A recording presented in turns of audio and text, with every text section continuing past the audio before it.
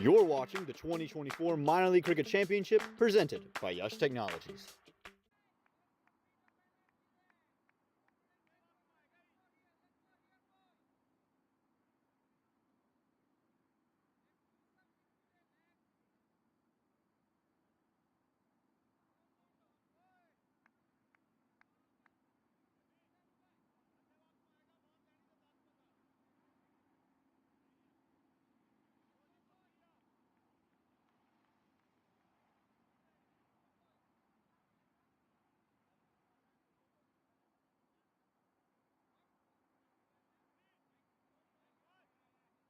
Hello and welcome to the 2024 Minor League Cricket Championship presented by Yash Technologies. We're here at the beautiful New York Ovals for this Eastern Division matchup between the New Jersey Stallions and the New England Eagles. I'm Om Patel, and again, thanks for joining us here. I'm very excited to get things underway. This matchup is going to be crucial, especially for those New Jersey Stallions. They're sitting in third in this Eastern Division, but they've played just 3 matches. It's really a 3-horse race up there between them, the Philadelphians, and the Somerset Cavaliers. For the New England Eagles, they'll be looking for their first win. They've only played 2 matches, but they haven't found that win quite yet. They've been stranded out of that winner's column, so they'll be looking to keep themselves in this competition. They'll have to get a win today to find themselves in it. You can see the umpires there on your screen, just sorting things out. And again, for this New Jersey Stallions team, it's about catching the Philadelphians, about catching the Somerset Cavaliers. How can they get themselves into that top 2? Again, everyone's searching for those playoffs as we round out towards the playoffs here. 8 games for each side. Again, we've only had 3 from the Stallions, 2 from the Eagles, and we're still waiting to see that very first delivery. You can see the players keeping themselves warm, getting things going. And nice and sunny weather up there. And again, going to see what can transpire here today. You see Dominic Ricky there on your screen. He's going to be key at top of the order. He's been part of the Stallions in every edition. He's got to continue to find runs. He's someone who maybe doesn't have the best strike rate in minor league cricket, but is so handy up top of the order, just keeps the innings flowing. Can really get things going and really build partnerships up top for the New England Eagles. They've taken on the Philadelphians twice. Again, lost in both matches. The first time trying to defend a total. The first time they tried to chase 135 and were bowled out for just 55. In that second match, they put up a total only 121. The Philadelphians chased it down quite easily in the end. So really for them, it's about finding ways to get back in with the bat in hand. With the ball, they've been good. They've been able to keep teams relatively tight. It's been really bowling by committee. No one of real note so far. Noman Ittihar has been very, very good for them as always. He's been just so good in minor league cricket in general. He took 2 wickets against the Philadelphians, and they look at Derek Narayan as someone with the bat that they're going to really turn to. He opens the batting. They got to find runs from Vandit Prajapati.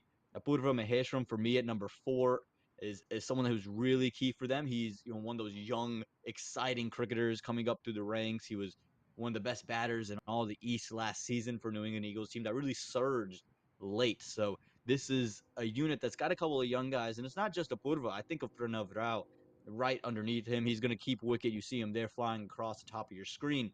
He's someone who is very, very good, very experienced, was part of the New Jersey Somerset Cavaliers a season ago. So he's got a lot of experience in that front, is handy with the bat in hand as well. So again, a team here that is going to look to find runs. They got to find ways to score in that top order. Very light up there in the runs category. For the New Jersey Stallions, it's really been a team effort. This is a team that, you were just wondering, losing Bhaskar Yadram, where are they going to find that middle over batting, because they also did lose Jerome Davis. So they had to find a way to get runs in the middle order. And their top order has been great, but I think about what Jesse Singh and Stephen Wigg have done. They're such key factors with the ball, but with the bat, they've come up big. Stephen Wigg obviously hitting the winning runs, hitting the winning 6 against the Philadelphians just a week ago. And we saw Jesse Singh with a really good innings to open things up in week 1. So this is, again, another team that's going to be really good. And the delay here is they're just trying to get to the scorecard. There's a little bit of an issue with the scoring. You see Noman Iftihar, he's been running up and down his crease line, trying to keep himself fresh. And you see the batters having a little conversation, umpires waiting. Across the league, we've seen some good matches around, and exciting stuff minor league is. It's just been great to see everyone really starting to flow back up. This is the week of the West. However, the first 2 weeks only saw a combined, I believe, 5 games out West. This one, we've got 12 games in the West, and we're seeing the Seattle Thunderbolts for the first time this season, seeing the Los Angeles Lashings for the first time this season, so they get their first looks. We saw the Chicago Kingsmen and Chicago Tigers for the first time, and it looks like the Chicago Tigers are going to get another win here, taking on the Michigan Cricket Stars out there in the Central. Look at the East Bay Blazers yesterday taking on the Seattle Thunderbolts. I was really excited about that game, and East Bay just kind of showed their dominance in that game there. So plenty of matches in store, plenty of things to play for. Again, it looks like some of the players might be coming off as we speak, just trying to get that scoring ready to go. You see the two batters there walking off your screen. And again, you can tune in all the coverage that I'm talking about on MLC Network. All the games are live streamed. Head to YouTube, go to MLC Network. You can find all of these matches and get to see what everything is and how everything is shaping out. This is a shorter season minor league than maybe we're traditionally used to. So what that means is that every game is so vital for every side. That means that for the New England Eagles, there's no more time to try to figure it out. They've already lost 2 games. They have to find their way back to the top of the runs, back to the top of the win column. For the New Jersey Stallions, they've gotten off to a great start. 3 games, 3 wins. So even though they're stationed at third at the moment, they're going to feel very good about the fact that they can jump the table.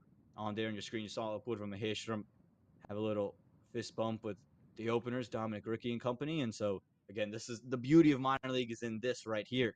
You see the experience of Dominic Ricky, how much cricket he's played, and you can see him just having a little word with Apurva, and it allows you as a young player to really soak it up and experience this. I think of the growth of Saitesh and Mukamala since minor league cricket. He's been around the guys like Dominic Ricky and Daron Davis, guys who've been a part of major league rosters.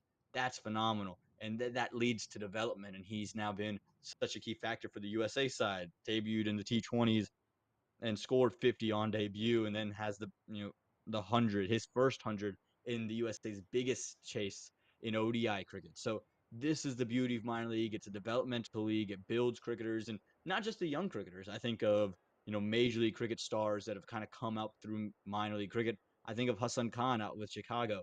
He's someone who is quite literally coming into minor league first season, scoring at 180 strike rate, and then from there was propelled into major league and won the Bart King Award. So this the beauty of minor league cricket. It's the beauty of this entire tournament, the development you see every single year with every single player.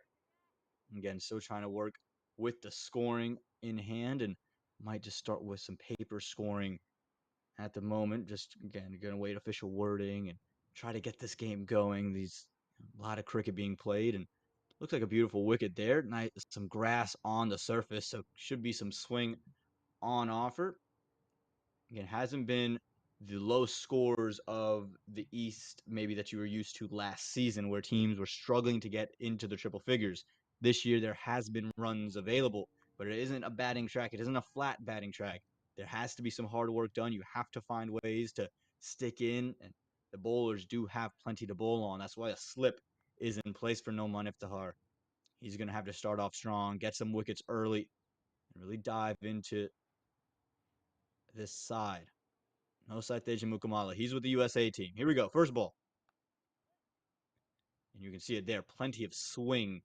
Hit straight to that cover fielder. But you saw it there. Plenty of swing. And we mentioned for the New Jersey Stallions how it is an adjustment period right now. No Saitesh Mukamala. He's with the USA side. So is Jesse Singh. So 2 big replacements that they're going to have to make. And they're going to have to find ways to supplement that. Aman Patel is on strike and on comms. How about that? Aman Patel, another young cricketer based in the Northeast.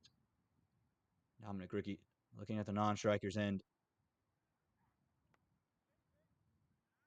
Again, a push into the offside. No run available, but this is why Noman Iftihar gets the new ball. He gets plenty of movement.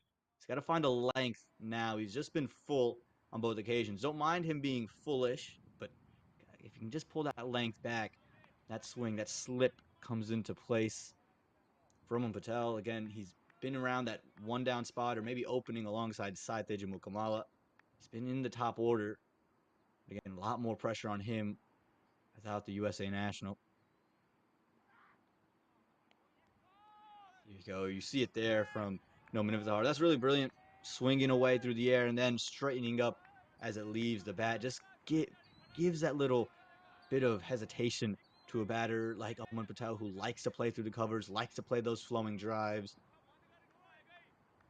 Just could nick him off here. Field is in tight. And again, it's so important for the Eagles to get off with early wickets here. They've got to find a way to claw into this batting order, keep the runs down, give their batters a chance to get in, get some time, build some confidence. Driven. And no run on offer. Good work in the field here from the New England Eagles. You would feel that if the Hars maybe been a touch full, Homer Patel was almost begging Dominic Rickey to take that single off a little bit of a misfield. But Dominic Rickey, very patient at one end of the ground. Eyeing a maiden here is Iftihar. Again, it would be so good if he can get it. He's been across the East. He's played with the Manhattan Yorkers in years past, and again now has a home here with the New England Eagles.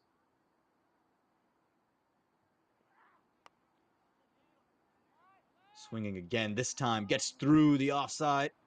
They'll run away, but just for a couple. Again, struggling with the lengths here. It's good swing, but with this length, it's just far too easy for any batter.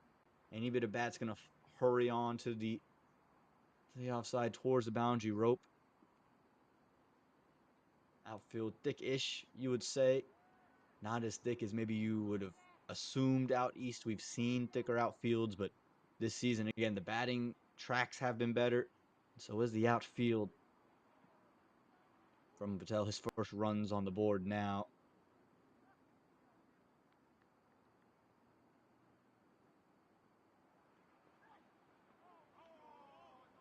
That one beats the outside edge. That's the length Noman Iftihar is looking for. Good first over for the Eagles, 2 without loss.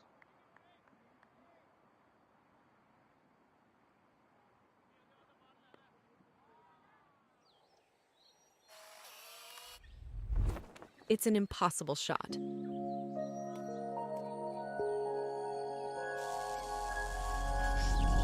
Sometimes creativity and innovation are all it takes to achieve the impossible.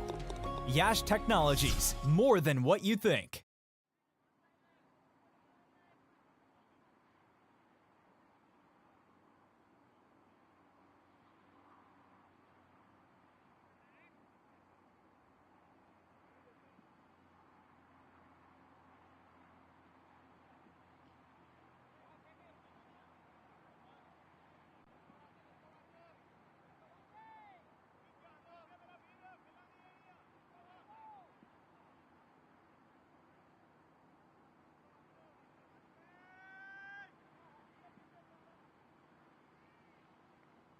Dominic Rickey now to see his first bit of strike. It was all on Patel in that first over.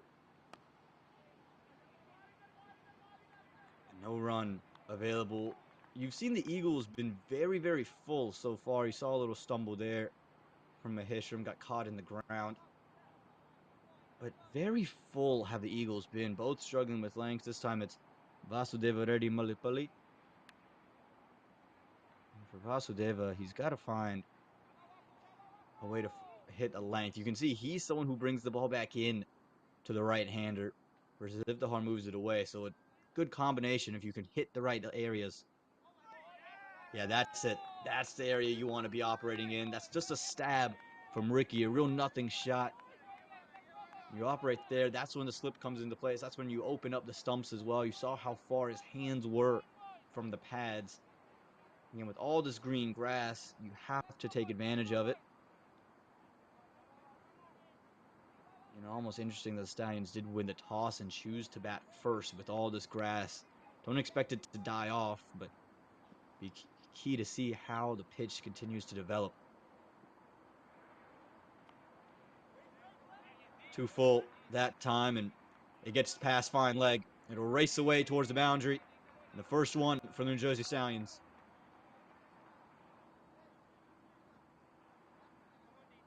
Yeah, you'll see it again. Just struggling with the lengths here. The line this time sliding down. And Ricky just had to get a little bit of bat on it. Fine leg was in place, but had to do a lot of work to cover that one up. And that's far too easy for someone of Dominic Ricky's class. Again, good movement from Malapalli, but he's got to find a length. Otherwise, that slip fielder is not going to come into play. On that length, with that line, there's no reason for that slip fielder. Pull it back, bring it outside. That's a better area. Ricky does well, though. You could see the use of the feet. That's the experience. Could work from front of Rao behind the stumps, but that's the experience of Ricky. He uses feet to come down, attack, get to the pitch of the ball, cut and negate the swing off the surface. So really smart there from Ricky. You can see him just imparting some wisdom to young Aman Patel. We saw Aman, good driver of the ball, likes to drive, is searching for it. He's got to be careful not to open up his gap between bat and pad to the in-swing. Shorter on this occasion. You can see he's still struggling to find that length that he's been looking for. Both slip and the keeper thought the over was up, but still a ball to go here. Again, for the New England Eagles, searching for win number 1. This is a team that's not been at the top of the pecking order in this really loaded Eastern Division. Every year seems to be 4 teams right up top. Leaves 2 stragglers. The Eagles, though, last season really catapulted. And this season, hoping to keep that trend going. Wide signal there. Again, struggling with the areas they want to hit, the New England Eagles. And the reason that's so key for this team in particular is because their bats haven't been at the very highest of form at the moment. They haven't been able to put on a lot of runs. Now, it is against that Philadelphians bowling attack that has so many different options, but so New Jersey Stallions, you're still going to have to deal with Stephen Wigg and Sachin Malavarapu. So many options they have with the ball in hand. Can't give it away. That's it. That's a terrific delivery. That's the length you want to operate in. Nearly took off the stumps, but it'll close out a second over that had a boundary in it. 2 gone, 8 without loss.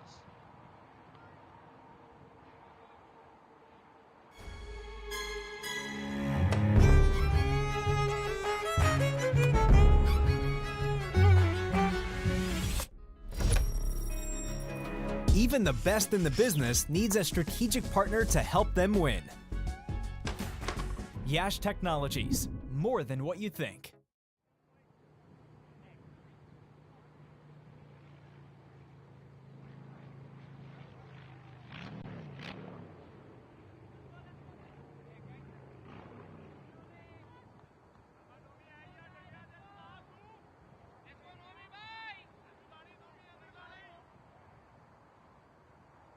Noman Iftihar to continue, but he's going to start to Dominic Ricky. Ricky hasn't seen a ball of Iftihar. He's played deliveries from the in-swinging Vasudeva.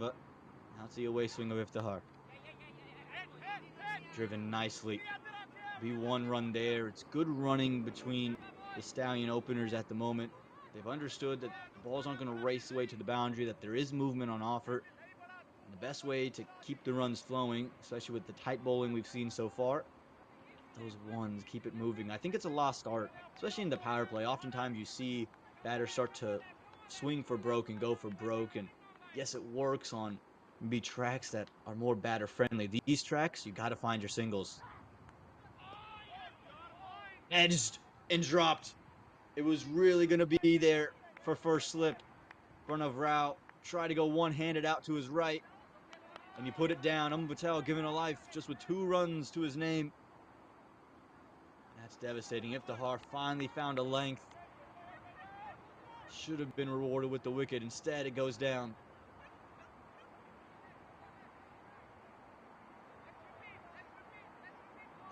That's unfortunate. It really would have been a sitter at first slip. It looked like that's the reaction you get from first slip, that he would have had it.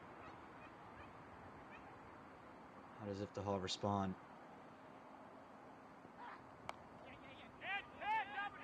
Good length here. Good running as well. had to be quick, but again, the Stallions have made it very clear their intentions with this swinging new ball. Tuck it around, get one, get two. From Patel, though, hasn't really had anything convincing off his bat facing Iftar. Had a couple of streaky runs through the offside, just was dropped. Can he halt the instinct to drive? Instead, maybe play a little bit more what Ricky's doing. Anything on a length, just push it down, run one.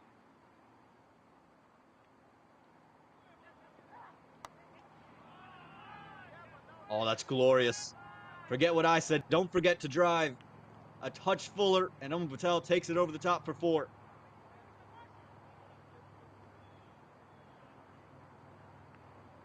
All that talk about how does that drop affect him, doesn't affect him that much. He's gone about his cricket the same way he's gone about it his entire career. Very confident cricketer.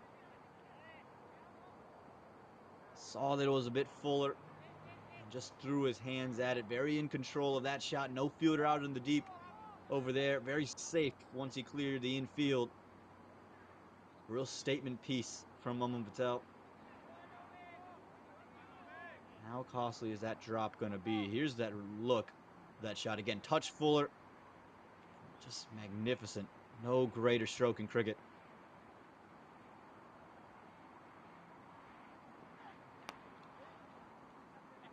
And this time straight to the fielder.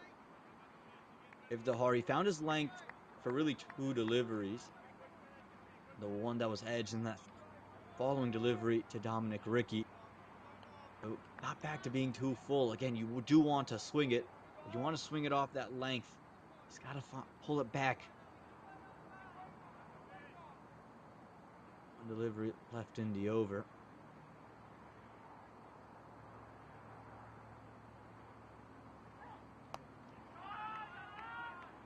Brilliant.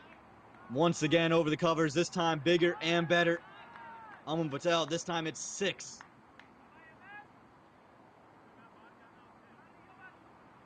And just a touch over pitched.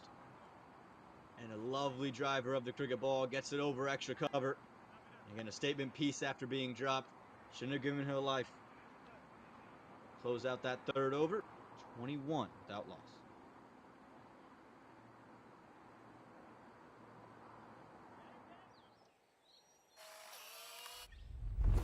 It's an impossible shot.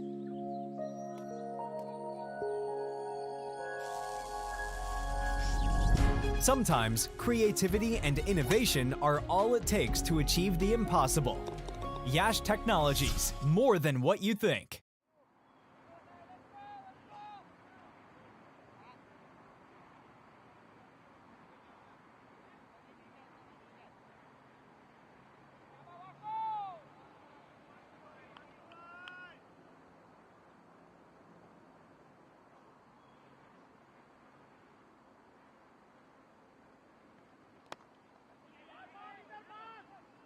He wants 1. Could be close. Throws high at that striker's end, but really, really intensive stuff here from Dominic Ricky. He hasn't gone all guns a-blazing, but he's been able to get ones everywhere around the ground.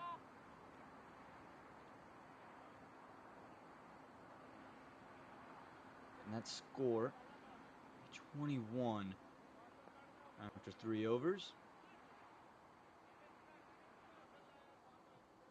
So that's single. So move that scoreboard up just the 1.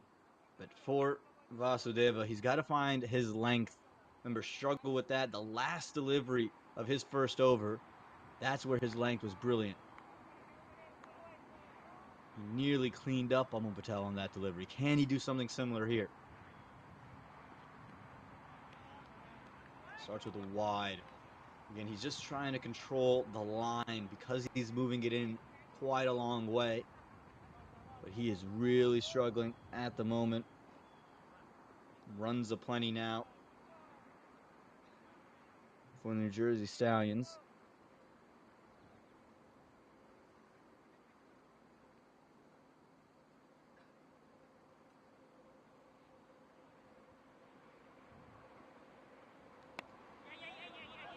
hits the area. Quick running here from Dominic Ricky.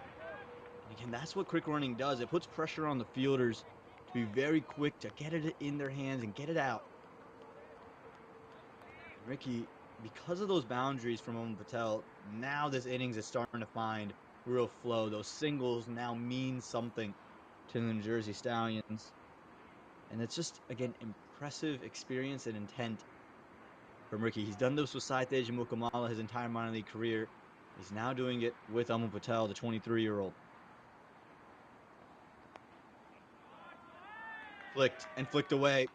He'll pick up 4 runs. Again, straying in line and making him pay is Dominic Ricky. And he's found his length, but his line has now really faltered. He picked it up really off middle and leg, sliding down, and even with the backward square, it's never going to be something that he could stop. Picks up 4 runs there, push the scoreboard on, bring up 27 now. Again, a really impressive opening partnership this. There's a lot of questions with outside the age of Mukamala. What does the batting lineup look like up top there? You know, a little bit lower in stature than they've been in that middle order in years past. So the lot relies on that top order. And still have the likes of Raymond Unrotten, Stephen Wigg has proven good, Supreet Madan, Hiren Patel. Ricky just away. I think it's another drop. Got a hand to it. It would have been sensational.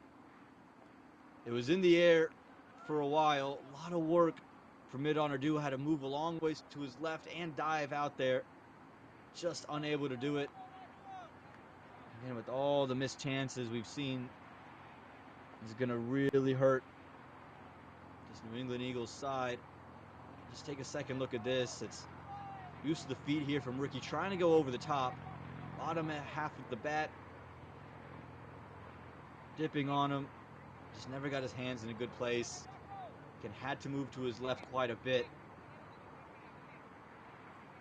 No run, no wicket to be had.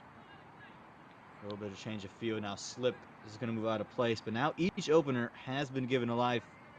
Aman Patel just on 2. And Ricky.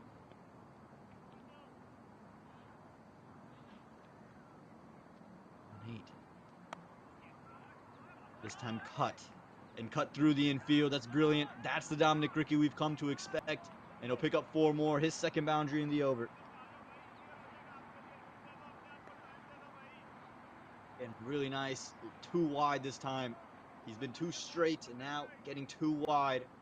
And that length, he pulled it back even further. Just far too easy for any bat, especially the one Dominic Ricky's caliber.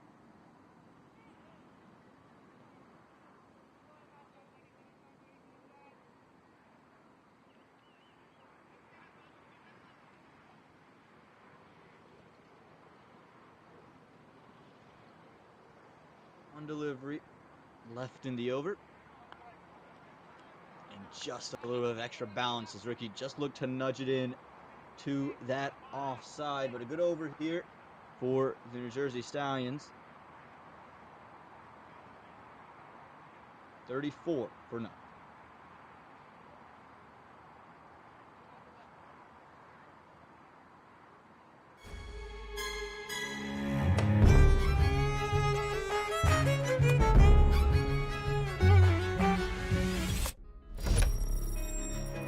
Even the best in the business needs a strategic partner to help them win. Yash Technologies, more than what you think.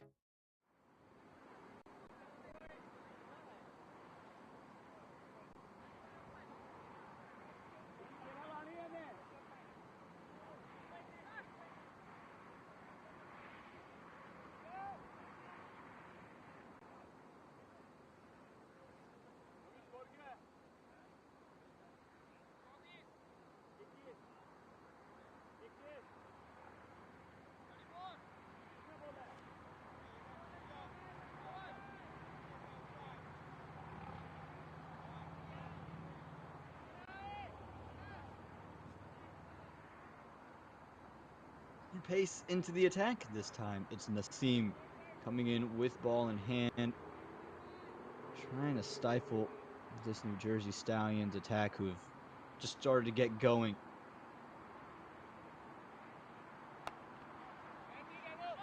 In the air. And taken brilliantly on the rope. Aman Patel had to put everything into it. It was a touch slower from the seam. And all Aman Patel can do after a fine start is find the man out in the deep.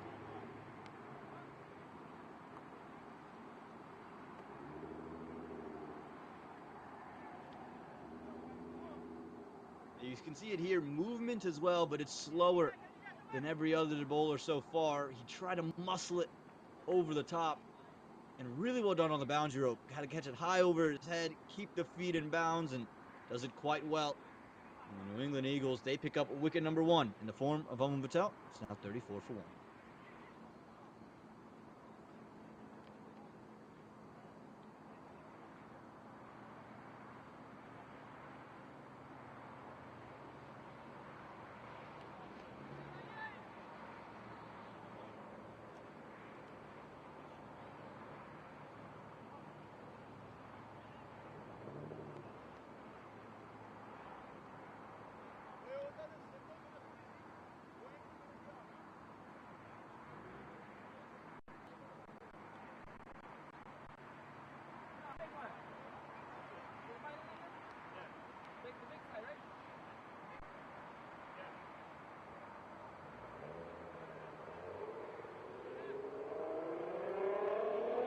We spoke about a batting lineup that is depleted because of that USA national team. It brings out Raymond Ramratan, who's coming out to bat here. He's a more than capable all-rounder.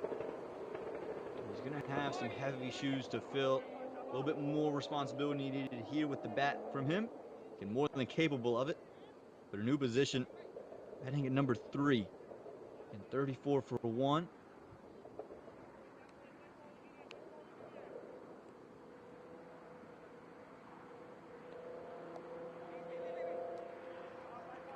Looking for that quick single was Ricky, but turned away from Ramratan. Raymond, obviously, he's represented the USA before in the under-19 level.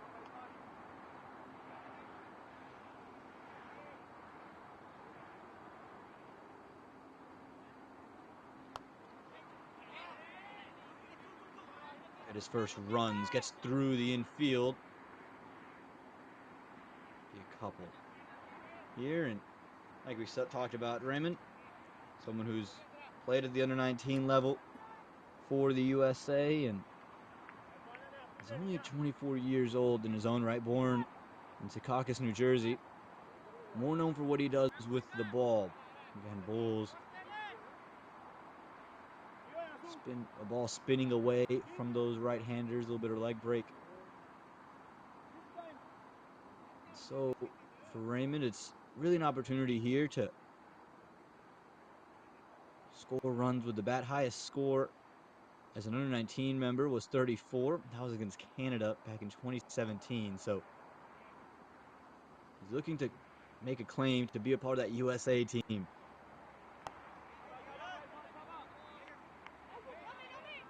Misfield by Naseem. Quick running. I think Ramratane's gone. Ricky was aggressive the whole way with the running, and he's just run out his partner at the other end. Noman Iftihar did well. And this is really poor here from the Stallions. There's really no reason to have this. Just gifted a wicket to the New England Eagles. They've been batting well. Ricky so aggressive all day long. This time it's cost him. Take a second look at this. It's just a slight nudge, and he's misfielded there. And right away, Ricky wanted to go. I'm not sure if Ramratan was responsive or wanted to go just as much. And Noman Iftihar made no mistake. And the Stallions, in a blink of an eye, they're 2 down.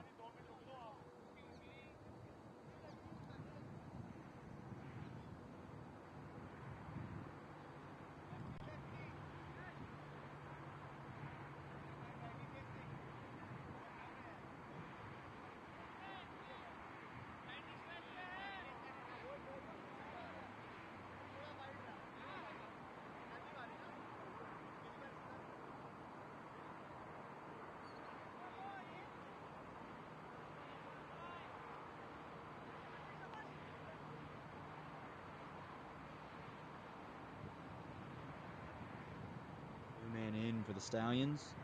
Surpreet Madan will come in, and he's coming off some decent innings for the Stallions. Scored 23 against the Philadelphians at 100 strike rate, but now trying to rebuild. Big swing and cleaned him up. Dominic Ricky's been done in by Naseem, and magically the Eagles have the third wicket in the over.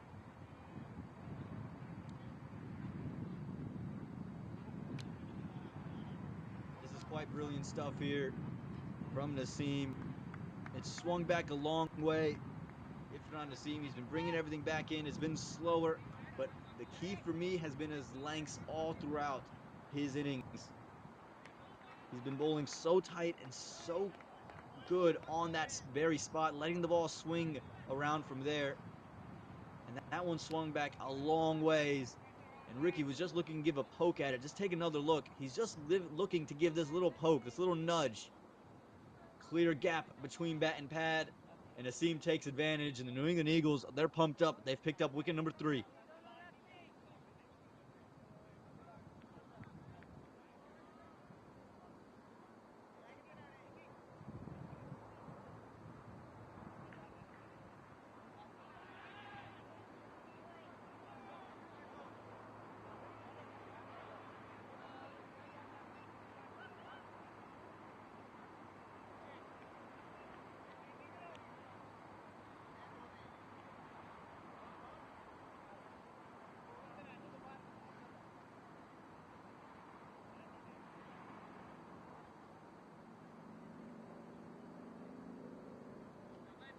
Wheels are starting to come off now as the left-handed Mustafa comes to strike.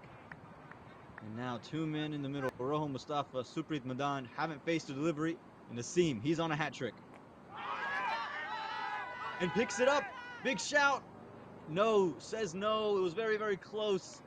I thought it had just gone through, but instead it would be fended away from Mustafa. What an over this was. Take another look. Very nearly that hat trick delivery. Wanted on the LBW. Said no. But Naseem, he's done the job after he was given the ball. Just gave up 2 runs in his over. It's now 36 for 3.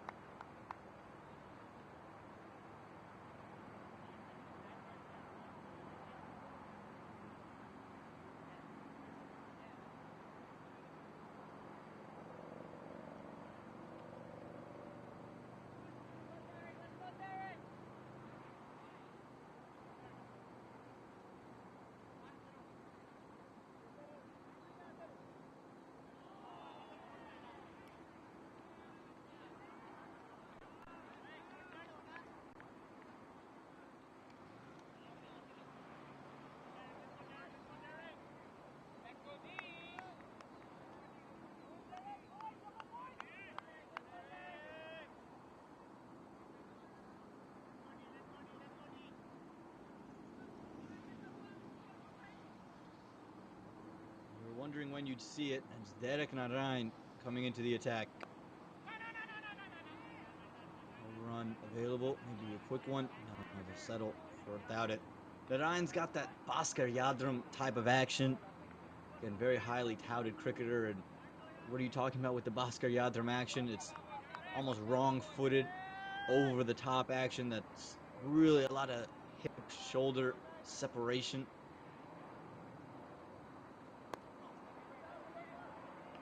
What Narain does so well with the action, you'll see it pretty consistently, is the way his arms and his hands will come over the ball, and it almost comes out like it's the back of the hand. So it's a natural variation that he creates in the slower delivery and the one that might just start to jump in on you. Good start here from Narain. 2 dots. Now the big question for the New Jersey Stallions is, where do you go from here? It's the last over of the power play. You want to take advantage of it, but you've lost 3 wickets.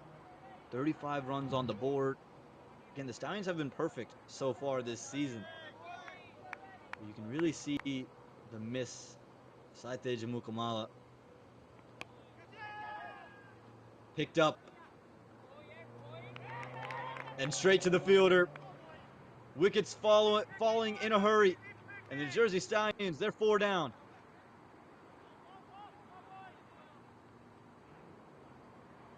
we talked about it, the slow nature of Derek Narayan. Trying to pick it up was Madan, but all he could find and do was find the fielder. Look here, rolls his fingers over it. He's hit it decently well, closed the face slightly, but no pace on offer.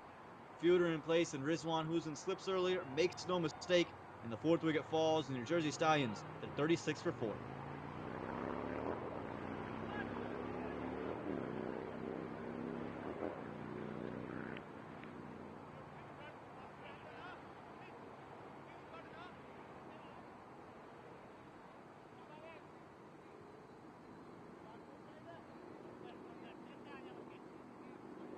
Man on your screen would have felt hard done by not having to catch it slip. Remember, he was the one stationed at first slip when Aman Patel edged it through and was put down by Pranav Rao. But all those drops would be since forgotten because 4 wickets have fallen since that moment. And now it's hit in Patel, who's come in. He's been with the Stallions and been in minor league for a while. Doesn't really have a score to speak of. He's able to put on some runs every now and again, but this is the moment. You got 35 runs on the board.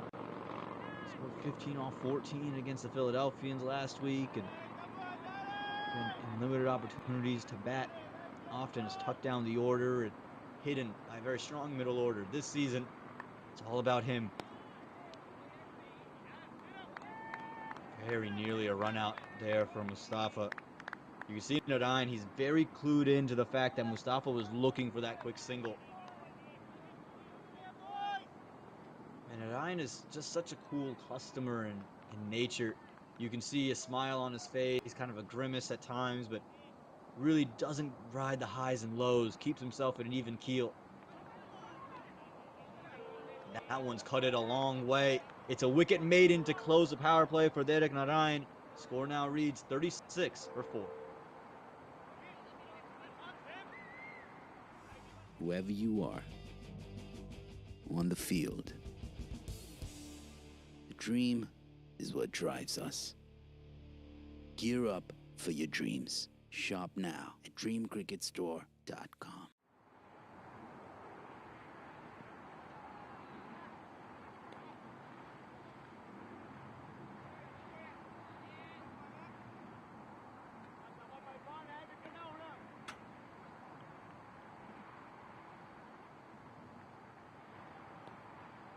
Power play done. It would spread, but Irfan Naseem, who's got the ball in hand. He's taken 3 wickets already today. Excuse me, make it 2. And nearly wicket number 3. Nearly chopped back on. 3 wickets did fall in his first over. 1 was the run out. But again, what Naseem and Narayan have done, maybe a little bit better than the 2 opening bowlers for the Eagles. They found lengths early and let the ball move from there. Again, brilliant. There's nothing really a batter can do off that length. There's not a lot with the drives. You have to be perfect when driving to find runs from there.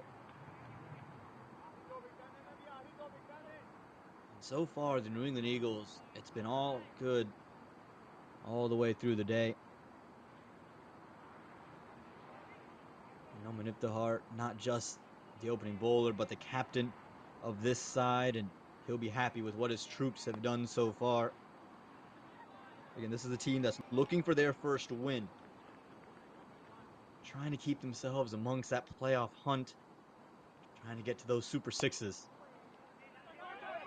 And Patel drives, little fumble.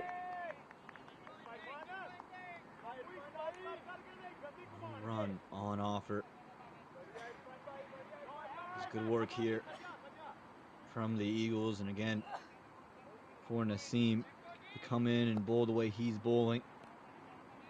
Very, very well done by this.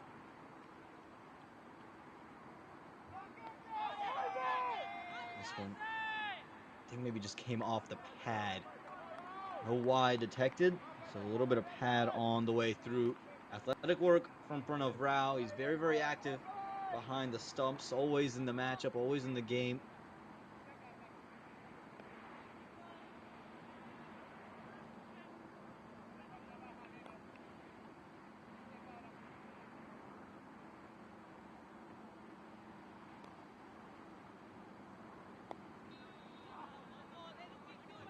big in swinger. They'll get a run here. They could push for 2.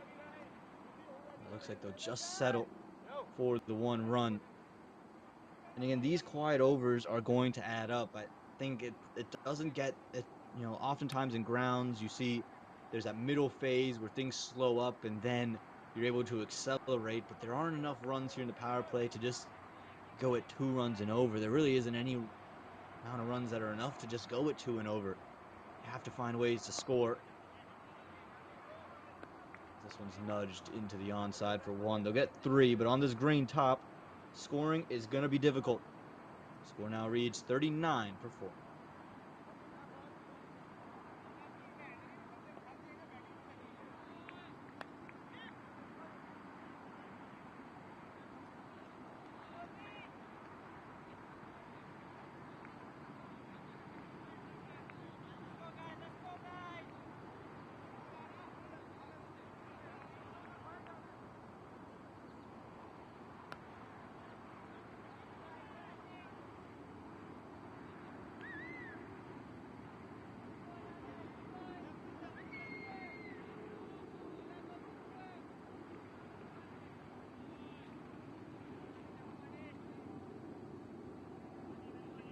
Trying to continue. Took a wicket in his very first over. It's back in again. Ryan's been with the Philadelphians in years past, but now with the Eagles. Again, the length is the key to this. Yes, you see him rolling the fingers over it, but if he was a fraction fuller, it'd be easy pickings. If he was shorter, batters could just sit back and let the ball sit up. And he's not someone who's bowled a lot in minor league cricket. He's more so a batter. Right now, finding success. Mustafa wanted a single. I don't think it was ever there. It's a good call from hitter and Patel. Oftentimes, you know, maybe if the game's kind of slowing up or the fielders aren't getting involved, you can just see them take some time off in the field. Right now, all the tails will be up for the New England Eagles. They'll be hunting for those opportunities because they've seen 4 wickets fall in quick succession early. And Ryan's keeping it simple, daring the batters to take him off a length. And like that, searching for athletic here. Oh, this could be trouble. A bobble from Narayan. Very nearly so good. I believe it's a pull from Maheshram station at short mid-wicket. It was. He made an incredible diving stop, tried to roll it out to Narayan. Just got past the outstretched arms. Would have been the end of Hidden Patel. There was a yes-no there in the middle. This is a very rattled Stallions team. Even as a wide, Narayan doesn't like it. He thought there was pad on the way through. There will be runs and first runs off Narayan, courtesy of an extra. Just speaking of this Stallions team, this is a team that's so experienced, usually littered with experience. They don't get into these moments. You don't see these uncharacteristic mistakes. Touch short, but straight to the field. You don't see them get flustered in this kind of a manner. Right now, they're running between the wickets isn't all there. They're half forward, half back, half yes, half no. Not committed. Really, the only 2 that were committed were the opening pair. In the air and away from the fielder. Finally, a break of the shackles. Good work in the deep to keep it from being a boundary. But finally, some runs off the bat, some relief for Rohan Mustafa.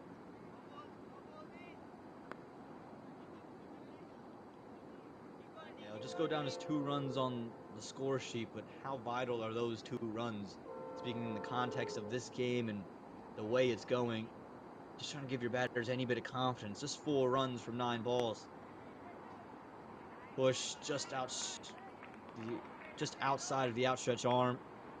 And they'll get 1 down the ground. So Mustafa will hold on to strike.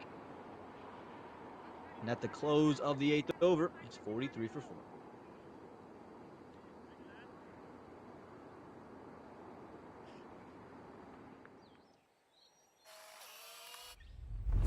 It's an impossible shot.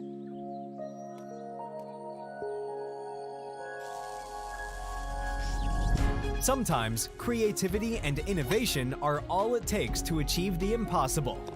Yash Technologies, more than what you think.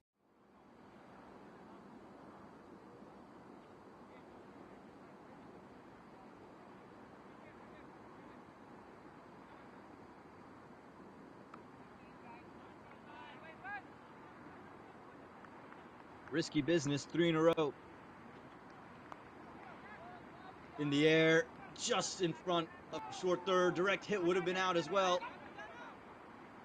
No run off the overthrows, but just about to get to say, Naseem, very risky to bring him in for a third consecutive over, but nearly takes a wicket on his very first delivery of it.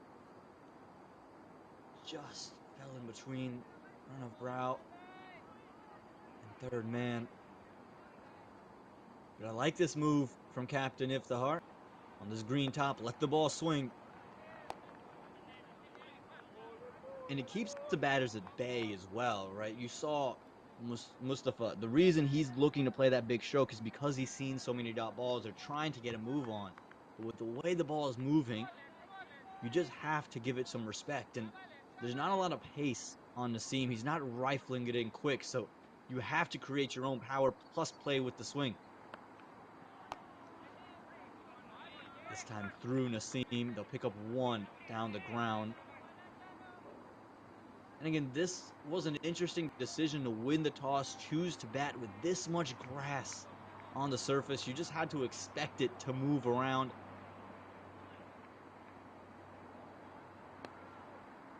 The Stallions, yes, Stephen Wigg will have something to say. But man, oh man.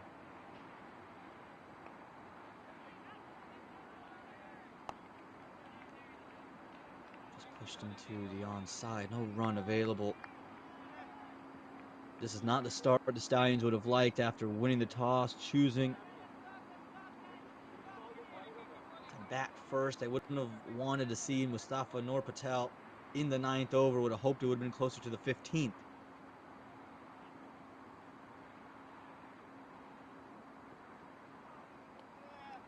see a touch of movement, but not a lot of pace on offer. You really have to deal with that as a batter, trying to find a way to score and use pace, slice the ball around. But again, these outfields, they're thinner than usual, but you wouldn't call them paper thin. They're still thickish in the context of a cricket match.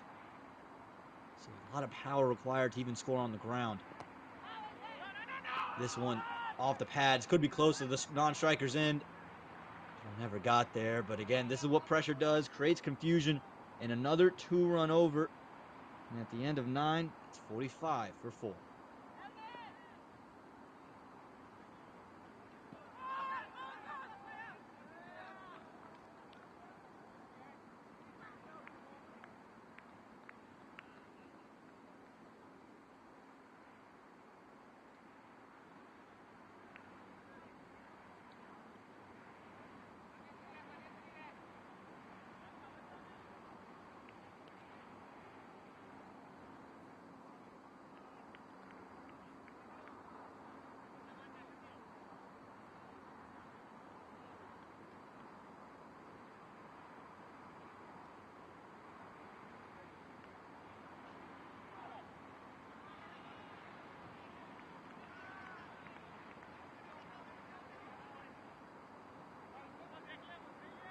First signs of spin today. It's been all about the seam and the swing. But now it's the youngster Bhuvanesh Maheshram rolling the arm, keep her up.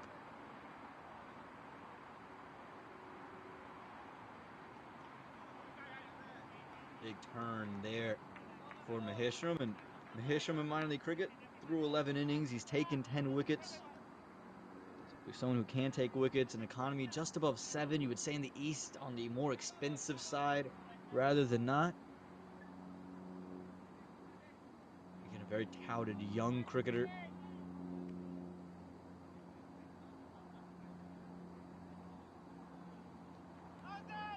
Some strays down the leg side, it'll be wide.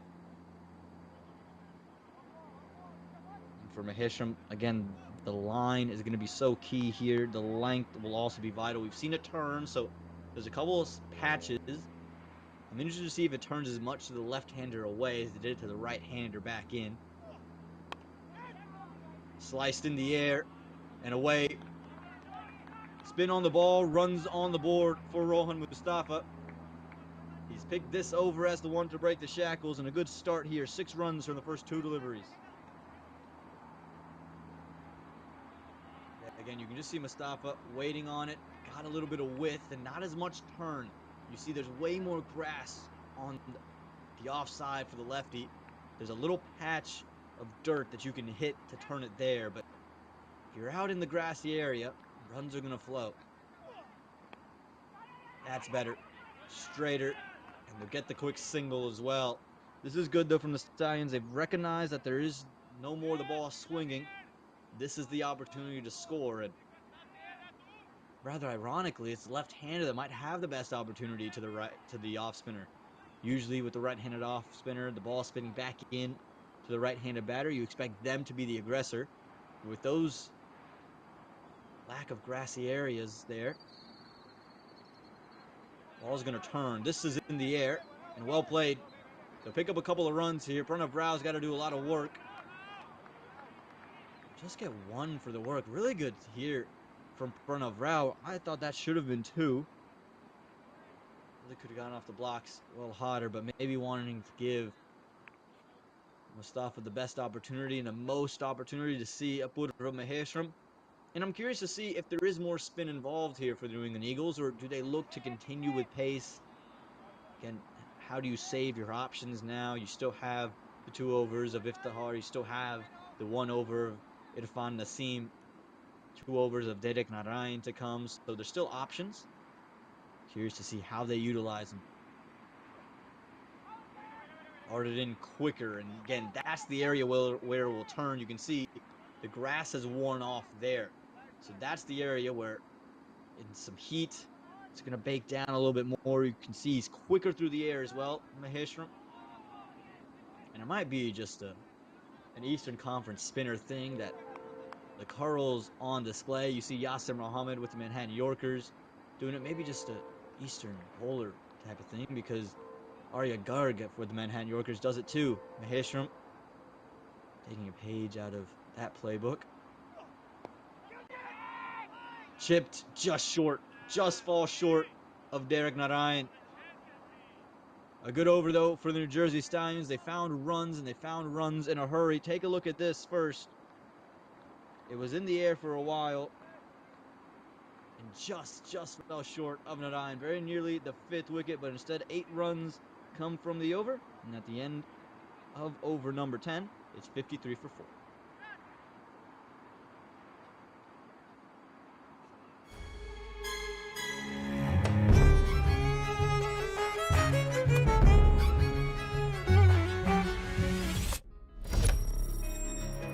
Even the best in the business needs a strategic partner to help them win. Yash Technologies, more than what you think.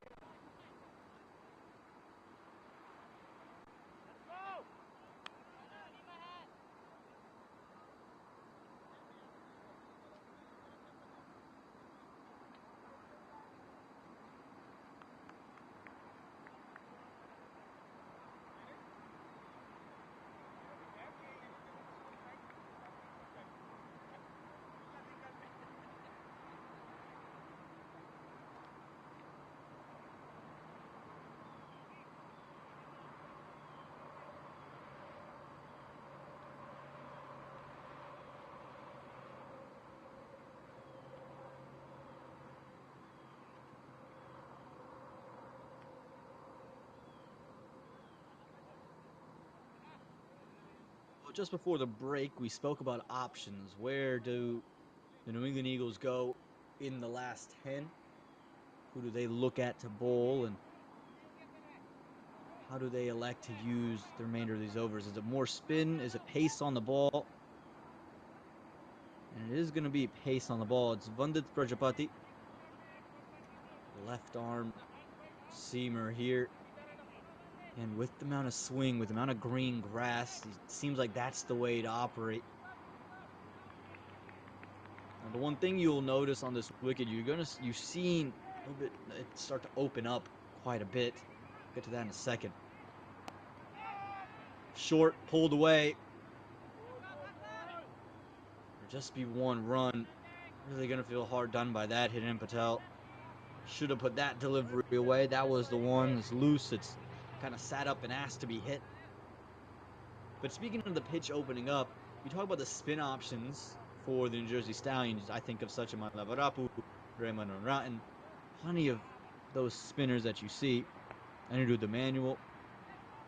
They're going to enjoy bowling into that rough area. So this could be a ploy here for the Stallions. And Mustafa saying, fielder's moving. Can't bowl to me now. And Prajapati has to go to the top of his mark. And for the Stallions, now it's about just trying to get to something you can bowl at. I think if you can get to 110, call your way to 120, you're still in the game. You have good bowling. You can swing the ball around. And plenty of spinners on hand as well. Big swing there. Stifled appeal. And again, the singles so far have just been almost half-hearted. You can see both batters are just looking around. They're almost assuming that they're going to run. It didn't look like there was a clear call because Mustafa, after he was halfway down the track, then elected to look up and ask almost a question. And Patel was already halfway down the track as well. So there's got to be a little bit more communication, a little bit more of a plan here between the wickets. That time a clear call, quick single taken as well. It's good to hear from the New England Eagles. You can see the intent in the field straight through the innings. There hasn't been really a lull moment. They've been sharp. They've been good. We'd say 2 drops. The one of Dominic Ricky at mid-on and the one of Aman Patel there from front of Rao. But we would say, all right, no worries. Aman Patel did hit 10 runs following that point, but get him out just a couple of overs later. So this has been really good from the Eagles. Putt gets through the infield, just out to that sweeper cover. You only get one. Again, you just feel that there's more runs available if you just push that first one harder, get that call out quicker, get off the blocks hotter. That's how you make up for not having boundaries. Yes, you get 6 and over from here. Find a way with 60 runs. You can get to 110, but you want to get up to 120. You want to get past that point. How do you do that? Don't have to hit boundaries, turn 1s into 2s. That's a 2 that you've turned into a 1. Good delivery. That little bit of kick off the wicket. And it'll close out a 5-run over. Still delivery to go, rather. Excuse me. 4 runs from the over so far. Prajapati bowling with a smile on his face. And the one thing I'll say about the Eagles bowlers is you can see him bowling with a sense of calmness. There's a sense of understanding, and that comes from knowing what your role is in this team. Clipped off the pads, but straight to the fielder. So 4 runs to come from the over. And at the end of over number 11, it's 57 for 4.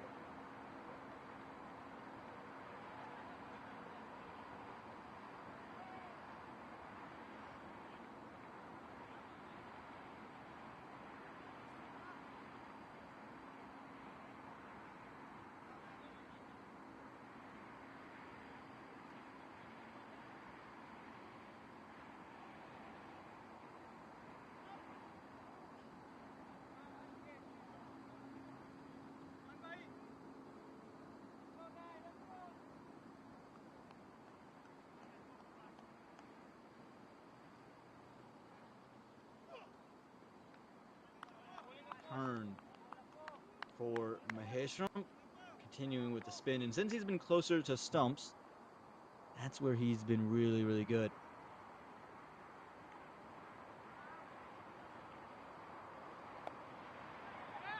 Innovative, but straight to the fielder. It could be close. Hiran Patel sends Mustafa back. And again, this is just good bowling. It's a good recognition from the youngster of, okay, anything with width is going to get sent away. My best area to turn it is right by his toes. In the air, through the offside, will just be one.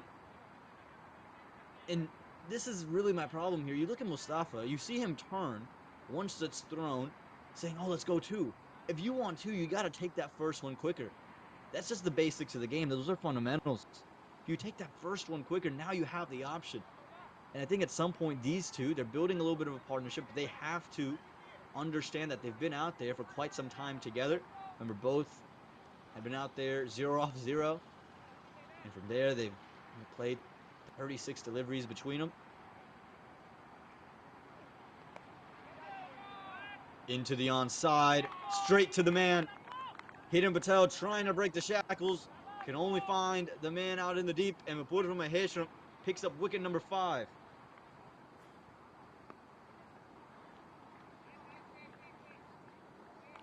Yeah, this is what pressure does. This is what the lack of the twos do. You're getting one, you're getting a 4-run over here, a 3-run over there. Nothing really to speak of. And you think you got one in your zone. Fielders have been in perfect positions all day today. Mapudra Maheshram's been bowling quite well. Wicket number 5 for the New Jersey Stallions.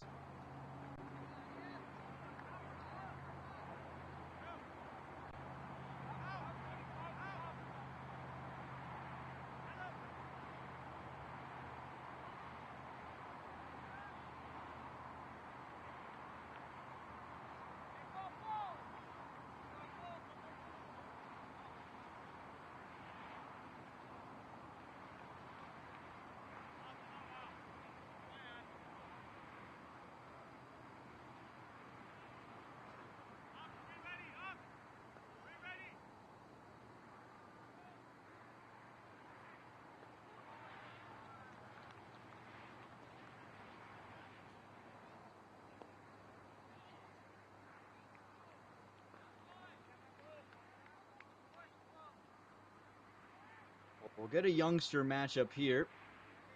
Arjun Vajala coming into the middle. He's one of those prolific youngsters that everyone will talk to you about, and I just relish at the opportunity to see him. And he's made a name up for himself playing local cricket, same as Maheshram. Clicked away, and again, these are two individuals that have played a lot of cricket together in a similar area.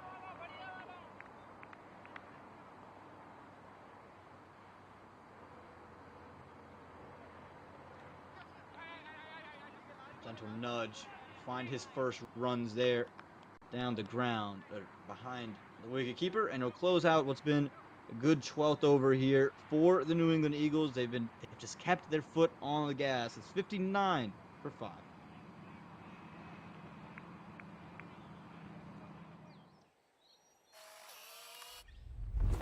It's an impossible shot.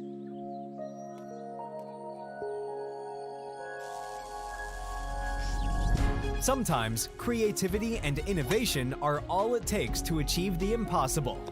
Yash Technologies, more than what you think.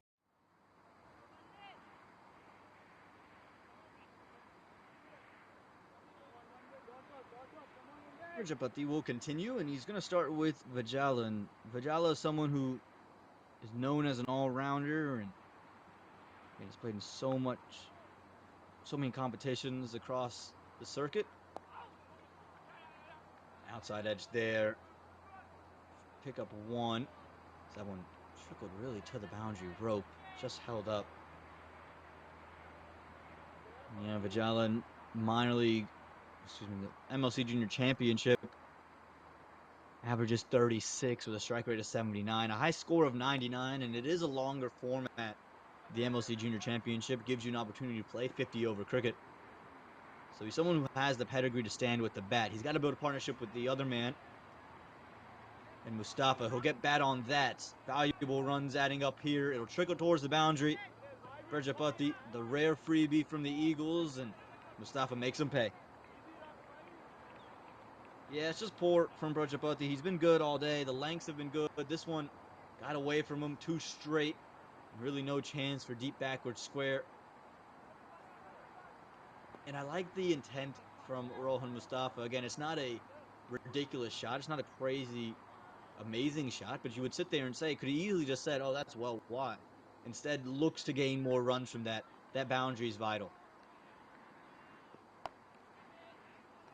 Better from Prajapati there. You can see him pick it up, pitch it up, and push it out a little bit wider. He does get the angle back in to the left-hander, and it can be awkward. We've already seen the ball coming back in to be a problem for the Stallions. Thinking about the way Dominic Ricky was dismissed.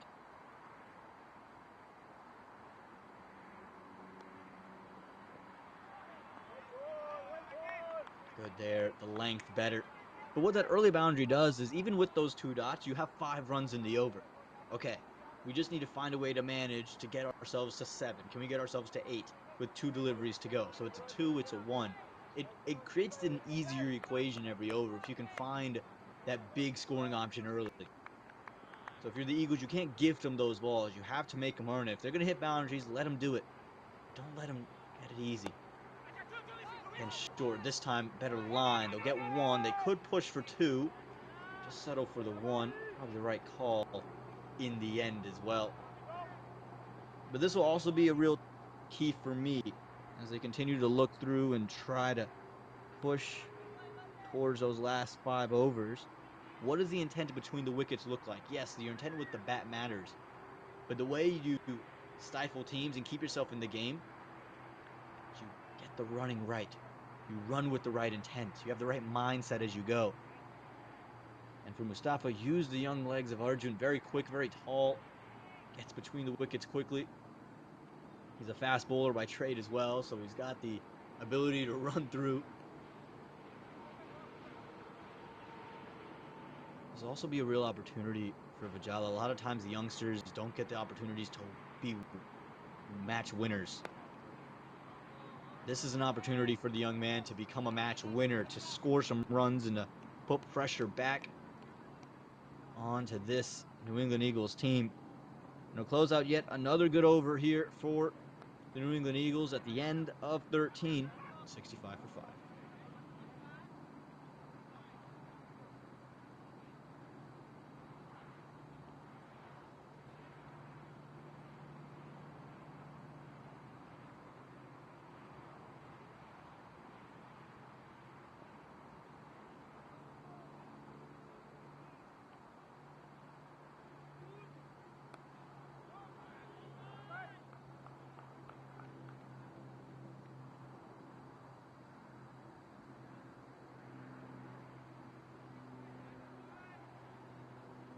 Hishram to continue his 3rd over. Hit a whiff on offer that time. Hit out to the sweeper. Could come for a couple. Yeah, good. This is what's needed. Again, this now will help your innings and your overs progress. There's a way to score 10 runs and over without ever getting a boundary. It's by getting those 2s. You can see Maheshram now adjusting the field. And I think it's smart. He's pulling the length back to Mustafa. So saying, okay, if he wants to sit back and cut you, bring that sweeper around. Get him towards square.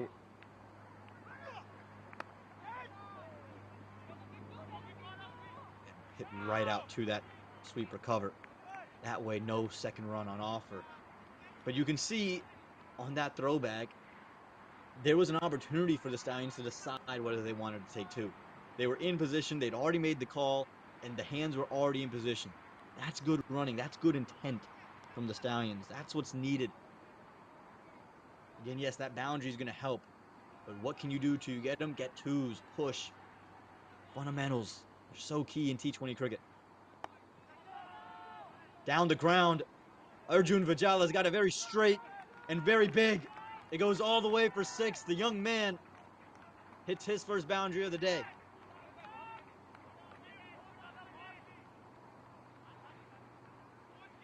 Yeah, that's brilliant. That'll do his confidence a world of good.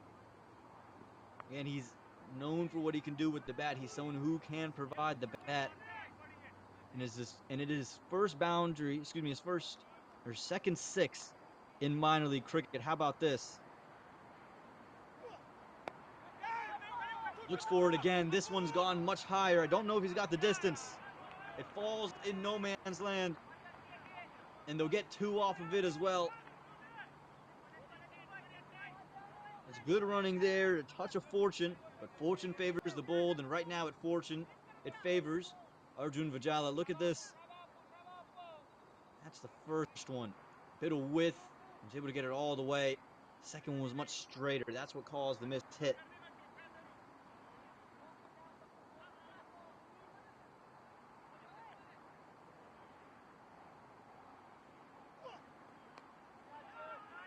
Oh, brilliant. Picked up into the onside.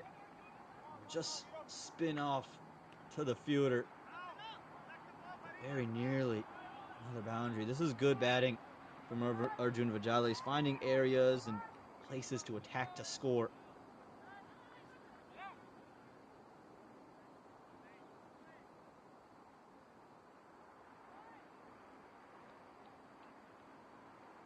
Now for Budra Maheshwaram, put under pressure for really the first time today. Big turn there. Throw it into the rough, let it spin. But this is the over the Stallions needed. And the score now hurries up to 77 for 5.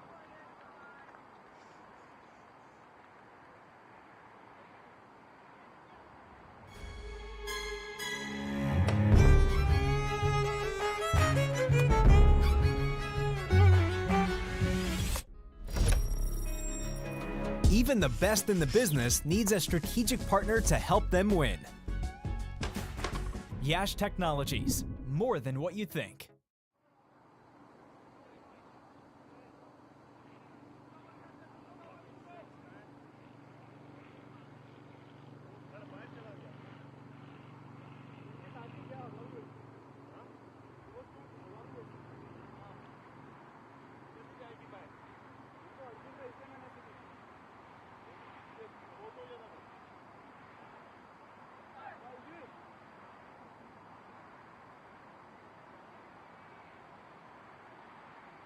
First counterattack we've really seen from the New Jersey Stallions. They've thrown a couple punches in that Apurva Maheshwaram over.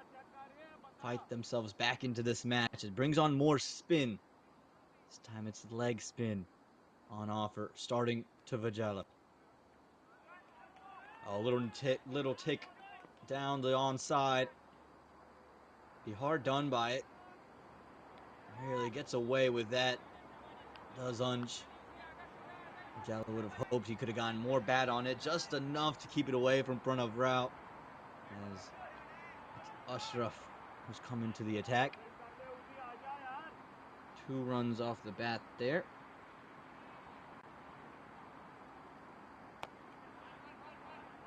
Dipping full toss, does well to actually dig it out. You could see Vijala was set up to play that big stroke down the ground.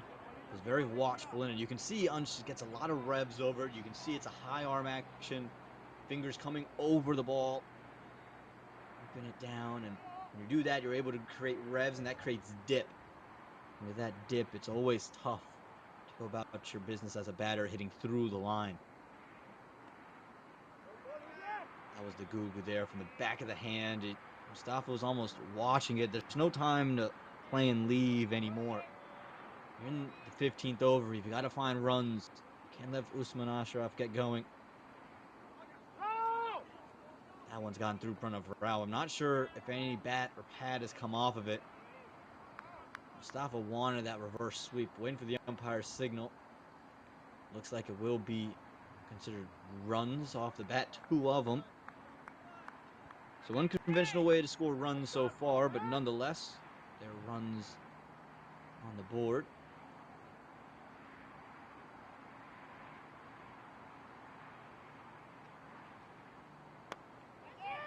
Shuffles across. Dropped. Put down. The first signs of real cracks for the New England Eagles. They've been so good in the field. It was hit straight to the man. How to take it around his midsection. He spilled it. Made a meal. Take a second look. Intent was there, but he just picked out the man, was in position. Probably just not in the right position. Feet might have been a little too close together, leaning to his left. And now runs are flowing. It'll be 4 of them off the bat of Arjun Vajala. He's batting so well, this young man. He's keeping the runs flowing.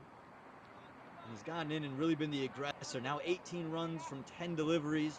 As that scoreboard keeps moving and keeps moving in the right direction for the New Jersey Stallions, it's 87 for 5.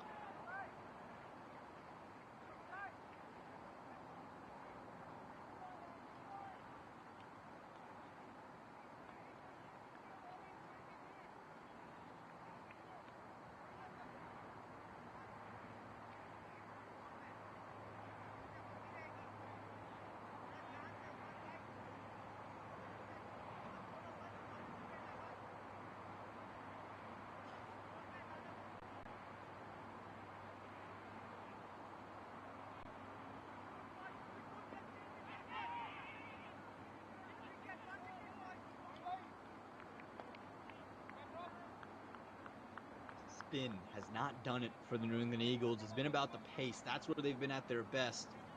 So they've thrown it to the bowler who's been the best today. Irfan Naseem in his 3 overs has given up just 7 runs. He's taken 2 wickets as well. His first over that was, and 3 wickets fall in that one. What can you do here? Still getting movement off the pitch.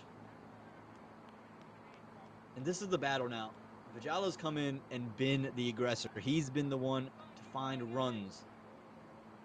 What does he have for Naseem? There's still movement on offer. There's less grass, though, for the right-hander playing towards 5th, 6th, and 7th stump.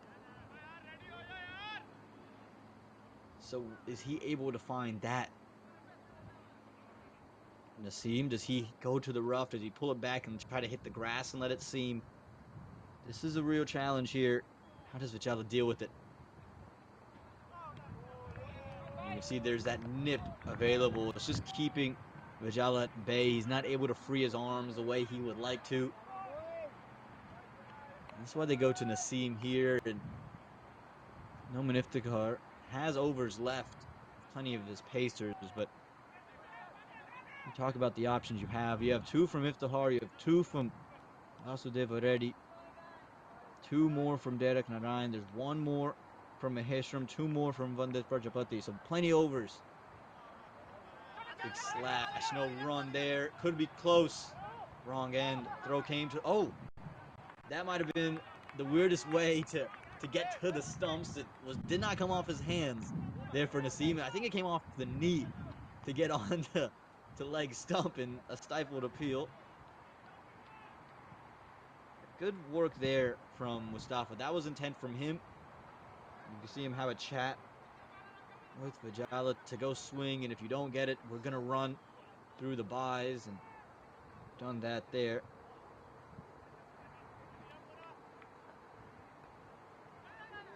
Mustafa, though, he hasn't been in full flow yet today.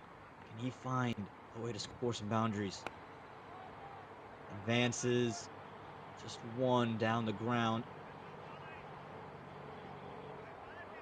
This is good from Naseem. This is what the captain would have wanted. Just get the game back, keep things in tight order. And it just really perplexes me, the reason to go to the leg spinner. He did nearly create the wicket chance, but really thought you could have brought on a pace bowler then, keep it flowing that way. Picked up. And picked up beautifully. Arjun Vajala, welcome to minor league cricket, and he's having a day. That's a huge 6 over the leg side. 2 full that time. Fell right in the arc. Hasn't done that a lot, Naseem. And Vajala needed no second invitation. Picks it up and puts it all the way. The biggest 6 we've seen so far today. Moves that score well into the 90s.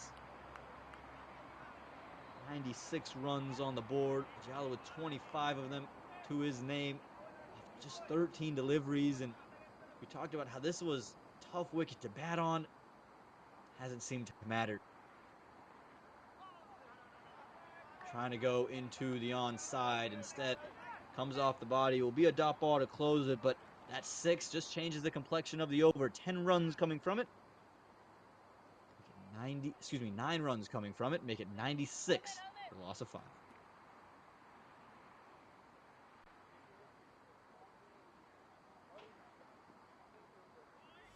Whoever you are on the field, the dream is what drives us.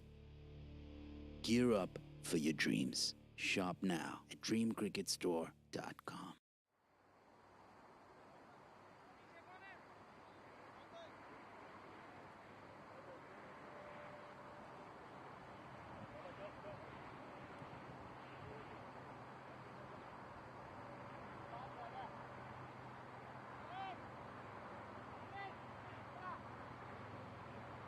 The captain brings himself on, so you'd have to imagine he's bowling over 17 and 19. Who bowls the other 2? That's going to be the big question. Plenty of overs to go around. I think Derek Narayan would be the top of my list to bowl those other 2 overs, but starting off with Noman Iftikhar. Into the onside. They could push for 2 here. I think they are going to. Could be close. Good running from Arjun Vijala. Didn't matter that the throw was good. The collection was clean. But the intentive running from Vijala kept that at bay.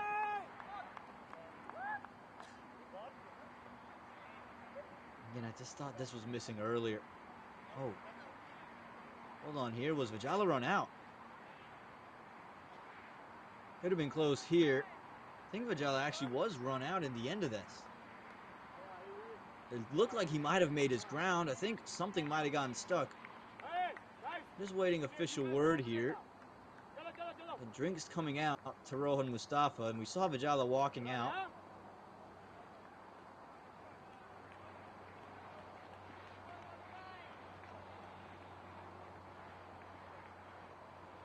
Yeah, he was run out.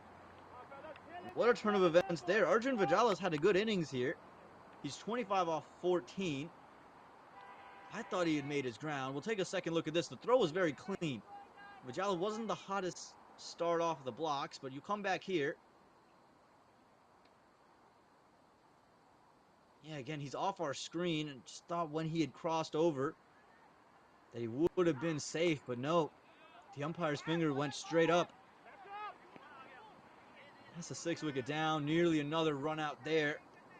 All happening at the moment.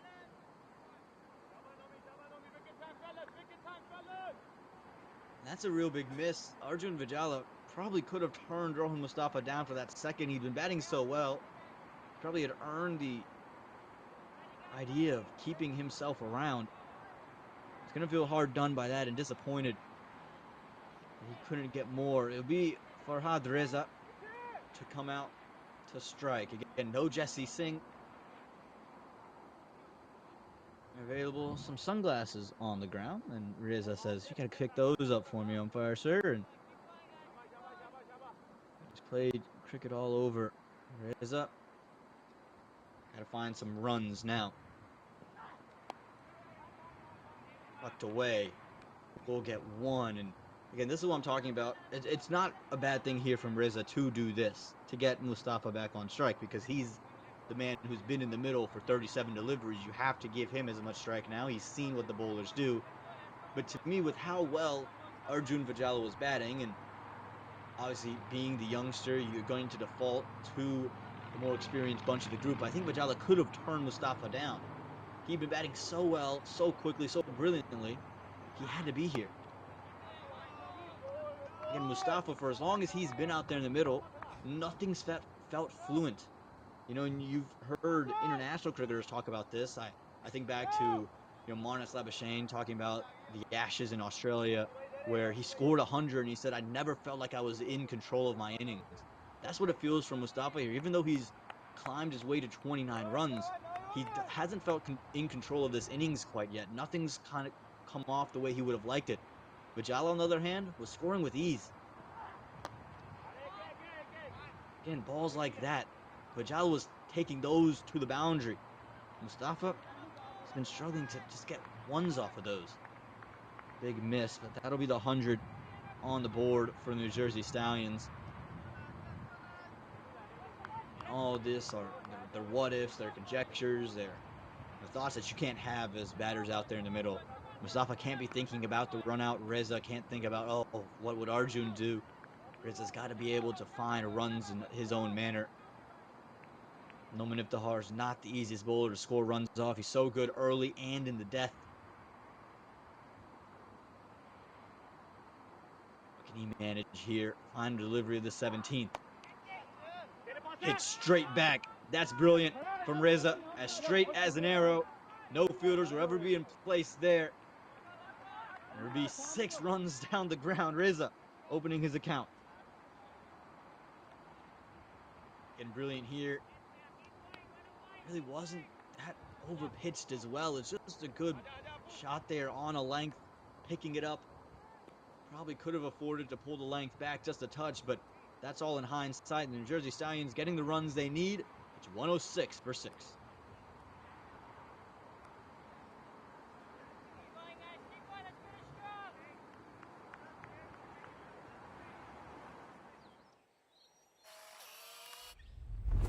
It's an impossible shot.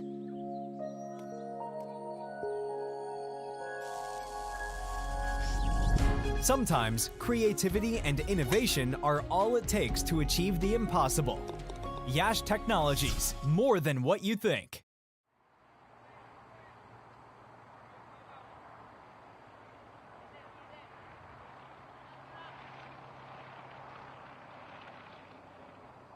Well, it's not going to be Derek Narayan. I thought his style of bowling could really fit in this role, but the way they're going to go, they're going to go to Vasudeva Reddy Malapalli. Dave with 6 on his back. He's given up 18 runs in 2 overs. There's his Derek Narayan, just 4 runs in his 2. Width on offer, gets through the infield. It'll just be a couple. Oh, that's unfortunate. Should have been stopped. Really should have been stopped. Can't do this. Not in the death. 4 runs, really on unforced errors. And today we've seen this, not to this extreme, but we've seen bobbles, we've seen little mishandlings, and he's just never gotten low enough. He's just over top of the ball the whole way through. Never in a position. Tickle into the onside. This time stopped in the infield. Mustafa was looking for that second run. It was never there. Mustafa's done that a couple times throughout his innings. He's looked to maybe take advantage of some misfields or a missed throw. But that misfield out there in the deep is so costly, especially at the start of the over. It just changes the complexion of what's needed, of what's required. Because of the fact now, you don't have to worry about finding another boundary. Can you just get singles? Can you get 1, 2 in there? Can you get it up to 10 with just a 2 and 4 more singles? As I showed the power. Can't be full, otherwise you're going to get punished. That's why he's pulled the length back. Not given wide. Both batters unhappy with that one. Was flirting with that wide line. Felt the bat had gotten there again.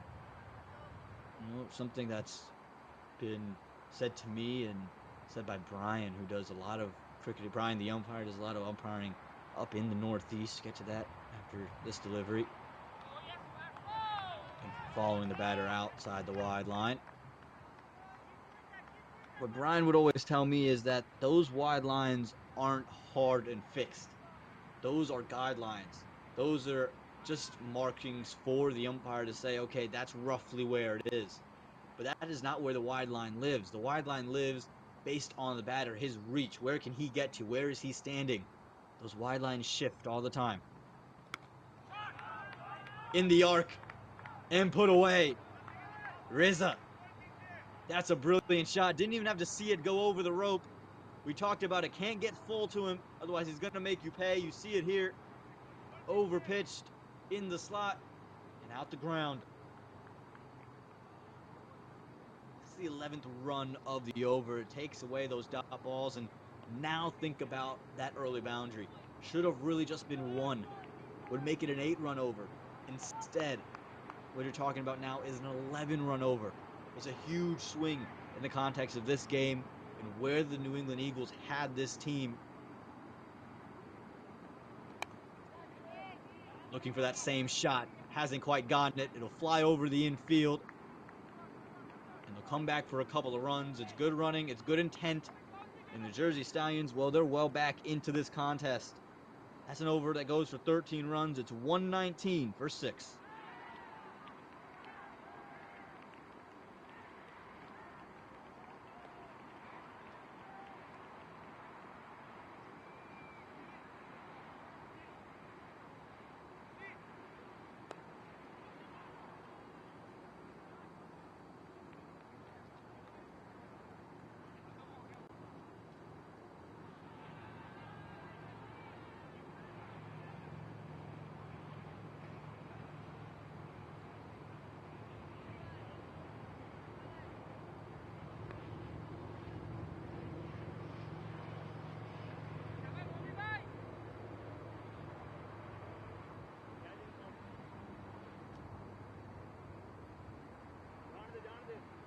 Earlier we were talking about the flow of Mustafa's innings, and yes, it's not a fluent innings by any stretch of the imagination, but there's a beauty in his innings. We'll get to that after this.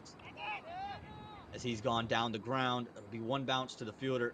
The beauty in his innings is that he's held things together. This was a team that really was struggling. They were 59 for 5 at one stage in this match, and losing wickets in a hurry. They were 39 for 4.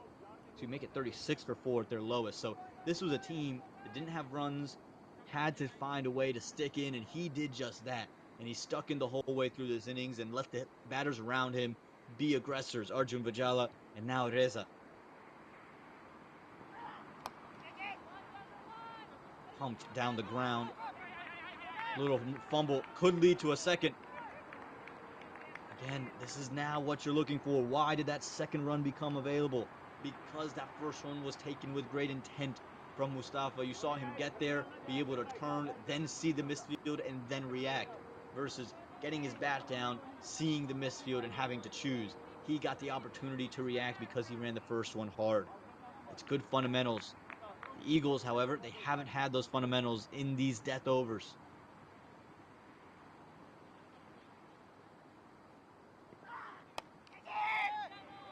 Down the ground. Hasn't quite gotten all of it. And he's gone straight to the fielder. Big fist bump out in the deep. A couple of drops have been plaguing the New England Eagles. But this time Reza, after a couple big blows, has to go.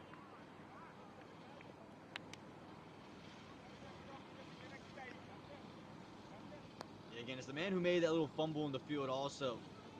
And so it'll be maybe rather more sweet to him because of that fact, because he's able to make up for it.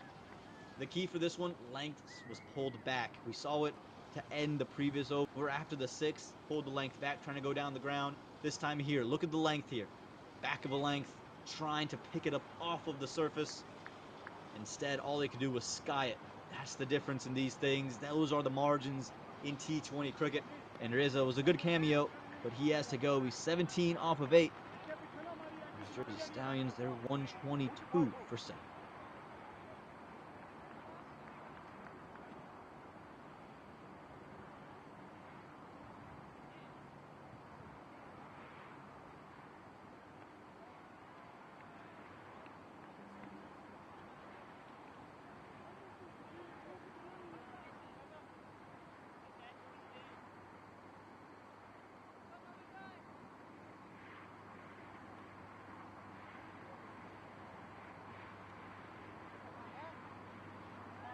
Stephen Wigg makes his way out into the middle. Yes, not a name known for what he does with the bat, but hit boundaries to win against the Philadelphians just last week. Hit the winning 6, hit a 6 before it as well. To get it to that point, he was the catalyst. He was the man who brought them home.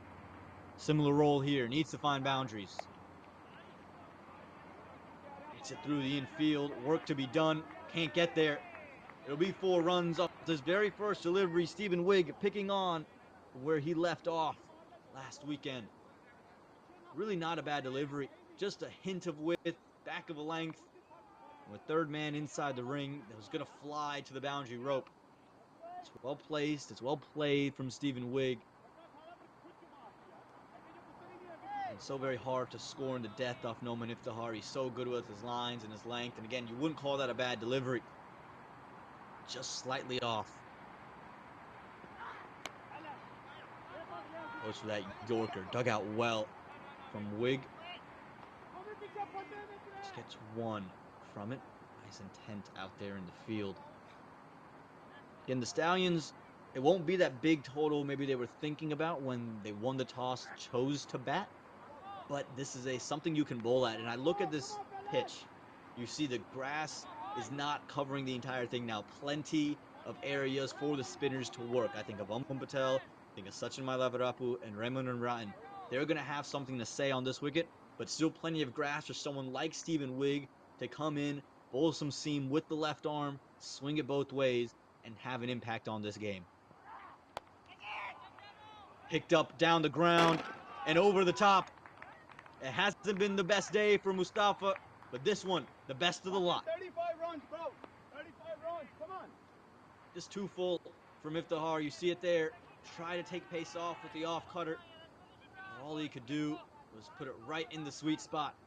And Mustafa's been in well enough to get that one over the top for 6. It'll close out the 19th over, 133 for 7.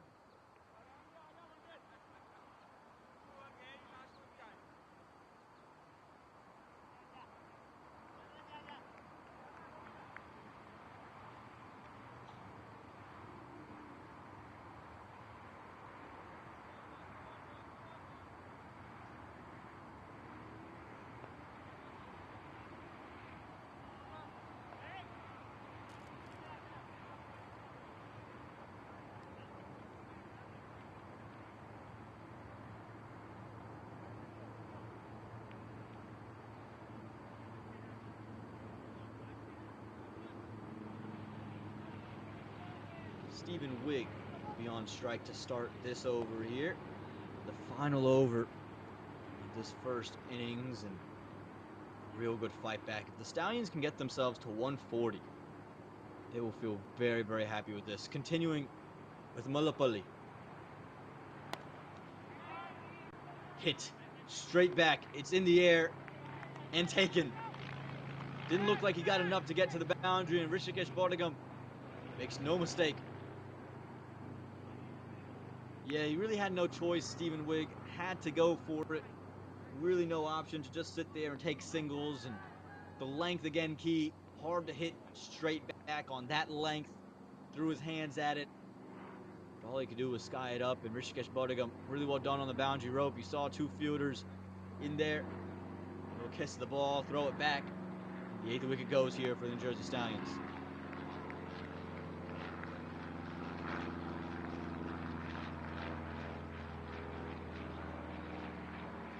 Second look at it here. A little kiss of the ball. The length, very good there. That's the length you're going to want to operate in. It's Anirudh Emanuel, who's now come out with the bat. He was the vice captain of the Philadelphians just a season ago. Here with the Stallions. Just have the ability to hold the bat. Good here from Rohan Mustafa. Didn't even wait. Was off the blocks hot. Almost dared the bowler to run him out, the non-strikers in, but Mustafa knew he had to be on strike. Didn't wait for Emanuel to make contact or not. Mustafa now, kind of a side note, is 8 away from his 50. He's got 4 deliveries to try to get there. You know 2s are going to try to be run on every delivery. Give as much strike as you can to Mustafa. Can he find that boundary? Can he find a half century? A well-deserved half century at that. In the air, will just fall short of the fielder. And they'll... Interesting. Oh, man, Anirudh didn't understand it. Anirudh did not understand the ploy. Mustafa had the idea. And I think it is going to be Mustafa that has to go. Emmanuel left his crease early. I think he did. Pranav Rao is having that conversation. There's going to be a wicket regardless. But I think Anirudh Emmanuel was too quick to get out of the crease. If you take a second look at this, we'll wait for that decision. But when we take a second look at this, you're going to see Mustafa tell Emmanuel to stay. And the umpires are going to have a good, hard think about this. There's 1 run scored regardless. It's just who is the wicket. And what Mustafa was trying to do, take a look at this, all right? Is going to get hit into the offside. Right here, they get the 1, and the throw comes in. There's no 2.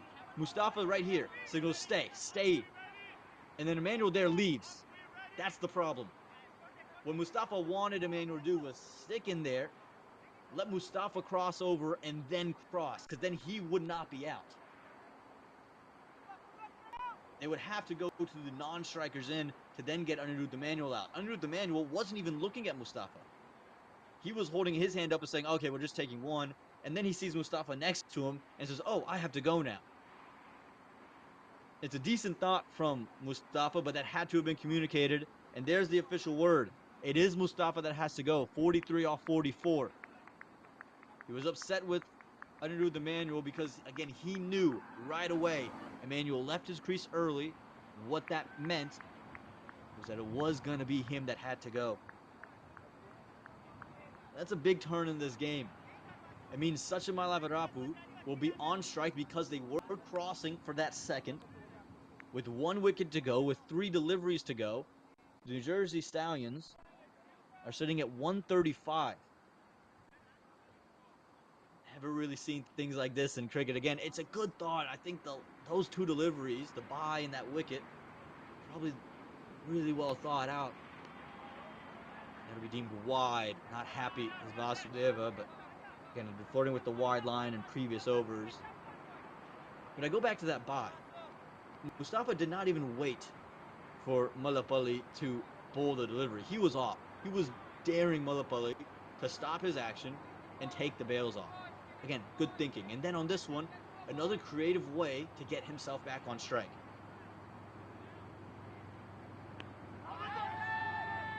This looks close. Maybe a bit of bat involved. It was a stifle appeal. They'll sneak away the 1. Still 2 deliveries to go. Anirudh Emmanuel, you would have to say, has to do the bulk of the work with the bat in hand. These 2 spinners, Anirudh, the leggy, if you've seen him bowl, you would say very like Indian leg spinner Ravi Bishnoi. And Sachin Malavarapu, he's the finger spinner. He's the mystery. Pummeled through the offside. This could go for 4. And it will trickle to the boundary. Apurva Maheshwaram gave chase, but couldn't get there. The half volley was punished here. Again, that length so key. It's been the difference. And really just in the slot. There to hit with the width. Wasn't going to miss out.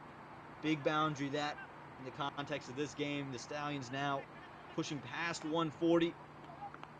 And from where they started, they were 39 for 30. They were 36 for 4. 58 for 5. Now they're 140 with the ball to go. Again in the offside, this time straight to sweeper cover. Little fumble, should allow him to come back for 2. No, won't get there. But a good fight back here from the New Jersey Stallions. They'll finish their innings with 142 to their name. And from where they started to get to this point, you would say job well done, New Jersey Stallions. The New England Eagles, they'd feel disappointed because of the start they got off to. They were able to claw into the wickets early. Instead of being able to capitalize, instead, all they could do was gift the New Jersey Stallions runs and let them claw themselves back into this game. Don't go anywhere, ladies and gentlemen. This game is well upon us. So much intrigue here. New Jersey Stallions, they're looking to keep their perfect streak alive, and they've got the runs to do it. But the New England Eagles, they are looking for win number 1 here in 2024. When we come back, it'll be the Eagles that have to get past that total that the Stallions set to see if they can get win number 1, or will the Stallions, will they remain perfect here in 2024? All those questions will be answered in 10 minutes' time.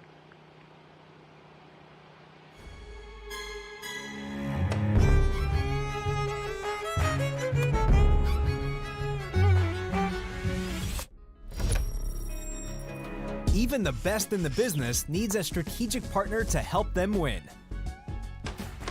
Yash Technologies, more than what you think.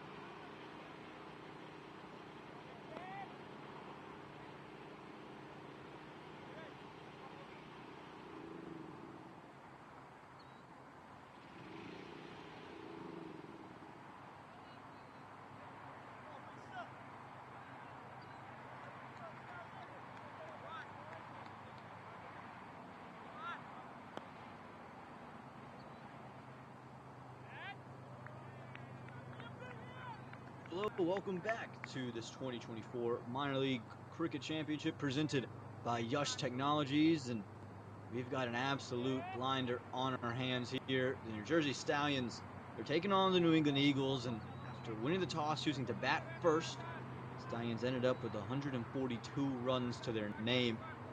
The Eagles will have to chase that down. It would be their highest total of the season. They haven't found much success with the bat. So a lot of pressure now on these openers, on this pair. What can they do? Can they find ways to score runs? Stephen Wigg will open the bowling with a gully in place. And swings straight away. We saw this early on in the first innings. There's plenty of grass, plenty of swing on offer, and maybe went into the calculations of the Stallion side of why they wanted to bat first. They felt the grass will be there when we get to bowl, but there's that rough area that allows the spinners to get into the game, and I believe that's why they've elected to win the toss, choose to bat, set the game up for their spinners.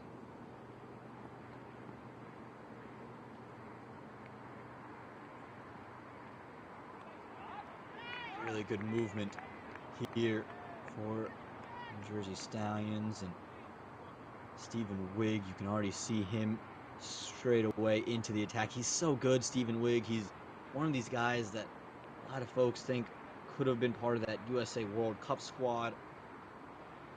Someone who's, almost for sure going to push a major league roster this season.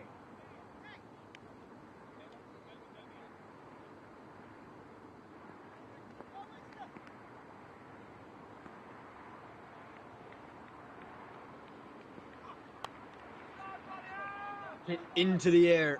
It's Naseem who's gotten underneath this one. No fielders out in the deep. That's the beauty of the power play. They'll get a couple of runs to open the account. But already you can see a little bit of pressure on Naseem and the Eagles. They know they have to score runs. They don't want to let Wigg get off to a quiet start.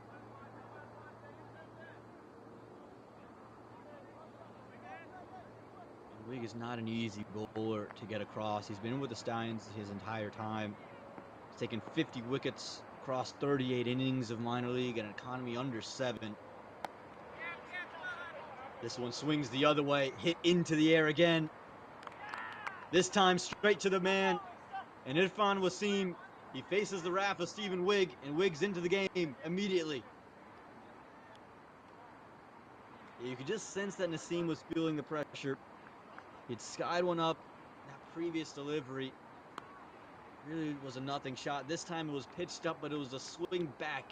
It's the incredible control you see out of Stephen Wigg. It's what he's been known for. Swings back the long ways, had to really pick it up. He knew it straight away. You saw his finger go straight up.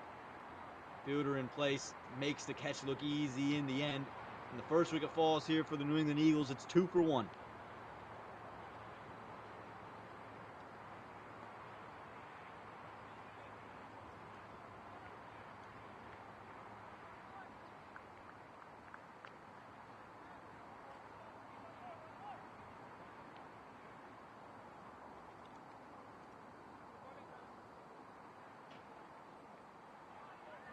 Gets rid of the left-handed Wasim. It brings out Rishikesh Bodhagam. Bodhagam, of course, with the bat in hand, has a high score of 35 this season. New to minor league cricket and trying to just find real place. He's been batting at number 3, but he hasn't really found much success this season in terms of as a batting unit, building partnerships, getting his team to a score. He's got to find a way. He's just 2 matches into his minor league career, so plenty of time to do it, but not going to be easy against Stephen Wigg with a required run rate just a touch over 7. It puts pressure on a side to score. Swinging back and nearly swung through Stephen Wigg. He's running in with good pace, and again, this is the beauty of Stephen Wigg. He's just so good. And this is a team without Jesse Singh, and you would sense that, okay, it brings a lot of pressure to Wigg, but Wigg is someone who will bowl in the opening stand and then come back in at the death to nail those Yorkers.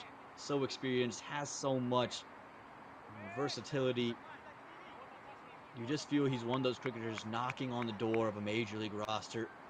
Think of how many teams could use a quality pace bowler. Stephen Wigg is right there on top of the list. And bowls a heavy ball as well. That one dug into the wicket. And it'll close out a great first over for the Stallions. They got the result they wanted. The big wicket of Wasim, one gone, two for the loss of one.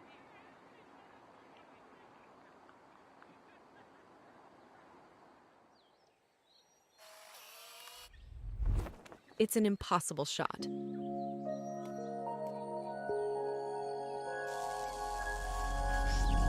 Sometimes creativity and innovation are all it takes to achieve the impossible.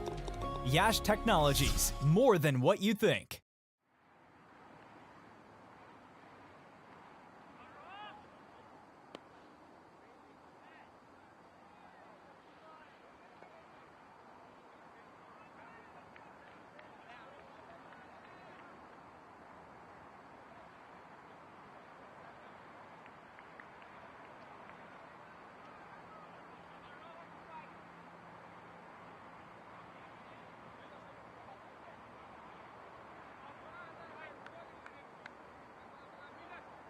Rohan Mustafa with the ball in hand, and the man from the UAE, 35 years old. Bowls some off spin early, and interesting that he's bowling from this end of the ground. You see the cracks kind of opening up on the other side for the left-hander, but you can see spin straight away. It's that rough patch.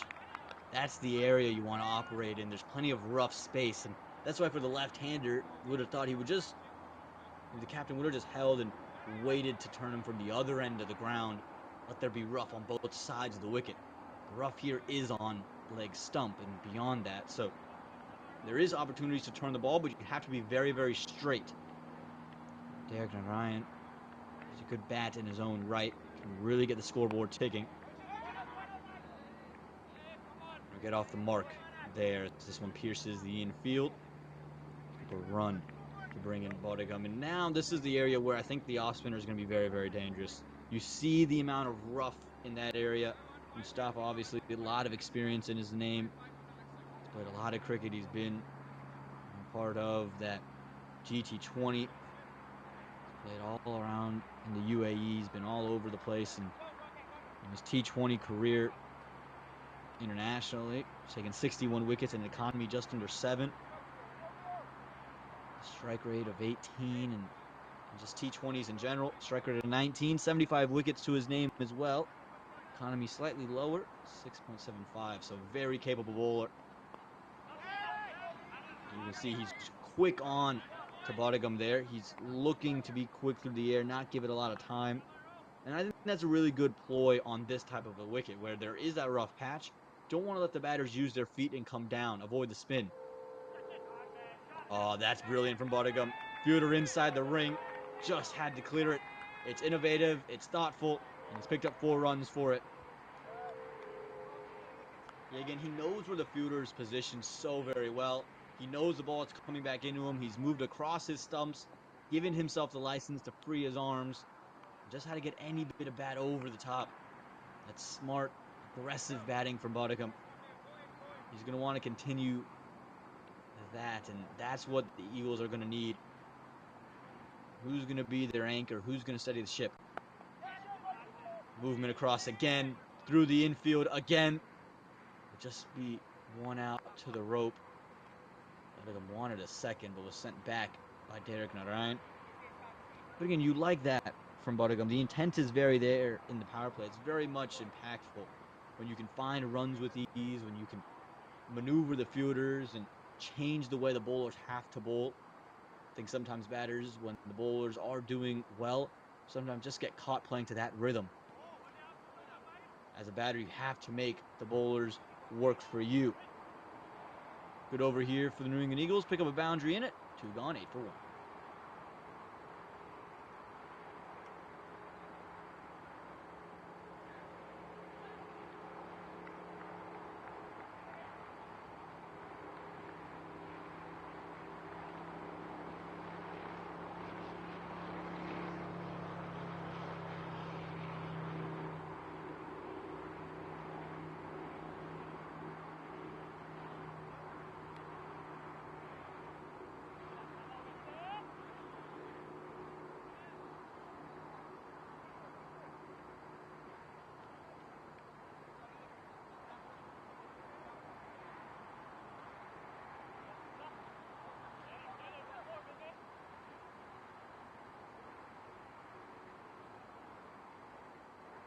Wig to continue, still has that slip in place. Inside half of the bat. Could be a couple of runs here. Bottingham wants two. And a missed field. I think will result in a boundary as well. You just see how unhappy Stephen Wig was with that. He'd bowled well, really didn't come off the meat of the bat, but you'll take the runs. Rishikesh Bottingham and try to find them in any way they can. That high score of 36. Something he's going to want to rectify, push that score up. Captain today, Dominic Ricky for the New Jersey Stallions. No Jesse Singh. So Ricky, the experienced man, standing at first slip at the moment. No push, no run on offer. That's Dominic Ricky, very active in that slip corded. Good here also from Stephen Wig, understanding that Bottingham likes it full, is looking to drive. Just pulled the length back slightly, keeps him on the back foot. I think Wig, he's so accurate and he has so many options. You don't really see him get taken for runs quite often. Off the top of my head, I can't really recall a time where he's getting taken for runs. I think there was one moment at Church Street Park where he was just getting back into the team and he was struggling a little bit, hitting the line and length of the death. As this one's hit straight up. Should be out. And is out. Stephen Wiggs picked up wicket number 2. This time, it's Rishikesh Bottingham.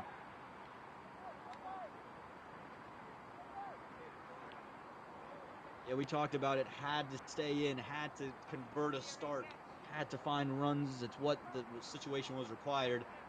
We talked about Wig pulling the length back for someone who likes to drive. This time, pitched it back up and let it swing.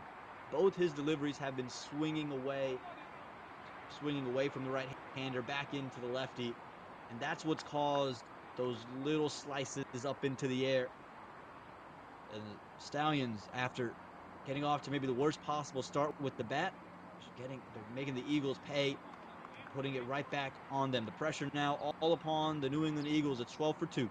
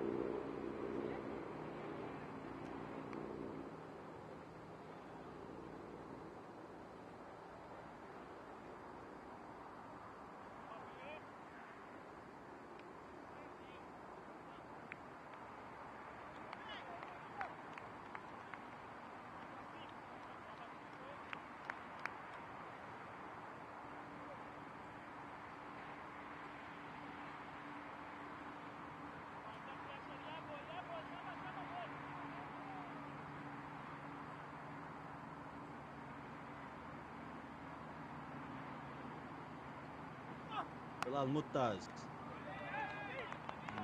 to the middle now. Work to be done from him. He's got to find a way to find runs to his name. Stephen Wig, you imagine, is done with his spell. Could be aggressive if Ricky keeps him on for a third, but you would think that he's got to hold him back for the death. Gotta get out of these 2 deliveries here.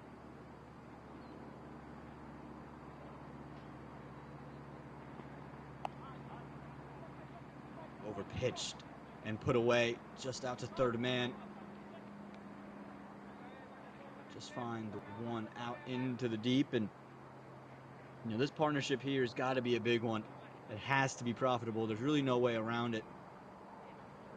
What we saw from the New Jersey Stallions when things got tough, it was Rohan Mustafa who put things together. He was able to build partnerships, and that's, again, the very, very key. Who's going to be the one to bat through the innings, really? You would think Derek Narayan's that man. 74 is his high score, averages just above 20, but has a strike rate of 137. He can get it going. 450s in minor league cricket. Can he find one today? It'd be real benefit. What a delivery this, though. Stephen Wigg goes with a bouncer, rushes on to Narayan, and a brilliant over. Gives up 5 runs and takes the much-desired wicket. 3 gone, 13 for 2.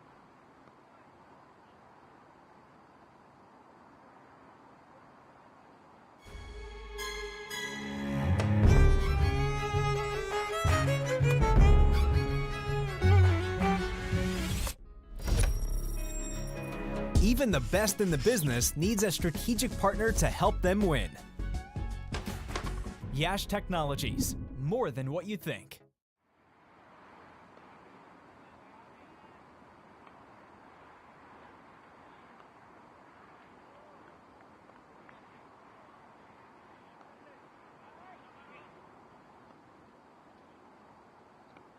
Mustafa to continue. He's bowled well so far in his first. Just gave up the 6 runs. That one boundary hit off of him, but no more Rishikesh Bodhigam. It's Mumtaz, it's Narayan. We'll have to find runs. Mumtaz, he plays a lot of his cricket in the New York, New Jersey area.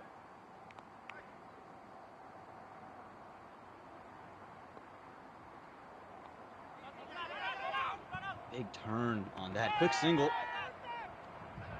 Little half shout. Derek Narayan's very quick between the wickets. And again, the running will be very crucial. I like to see the intent so far from the Eagles between the wickets. You could see Narayan and Mumtaz have had that conversation. Hey, we're going to take off here. We're going to look to push these fielders. Mumtaz in the T20 matches in the Brooklyn Cricket League and the leagues up there, known as a big striker, strikes at a 183. Off the outside edge, away from the fielder. Again, this is what this pitch is doing. It's starting to open up those little rough areas from the big hooves and where the balls are hitting. There's just those slight rough patches. And you can see every delivery to the left-hander is jumped off, has turned a long way. And for Derek Narayan, there's really no opportunity to score unless you move your feet down the ground. When does he open that up? This one comes maybe a little bit off the pad. What I like about Mustafa here so far is the speed in which he is choosing to bowl to Narayan, the left-hander. Because it's turning and doing so much off the wicket, he's not letting Narayan come down the track. He's not giving him the time to do that. What's he doing? He's rifling it in quick, pushing the ball through, and from there letting the ball do the work, letting the wicket turn the ball in either direction. This one pulled away. Fielder out there in the deep should cut it. We'll just keep it to 1. You can see Narayan just thought about that second for a moment. Again, most of the time, you sit here and say that, it is an off spinner. He's not going to turn it a huge amount for the left-hander, but on this wicket, there's plenty of turn. Again, off the outside edge. This time, straight to the man. Point was just pulled even closer to Narayan. Really nothing he could have done. The outside edge flies through, and it's wicket number 3 for the New England Eagles. Stallions will be elated with this. You take another look, and you see him spin it, and it's just turned a long way. Slightly closed the face of the bat. Probably could have came at it with a straighter surface. Even that being said, that leading edge will be all she wrote in the Jersey Stallions. They're well ahead of this match. That's wicket number 3.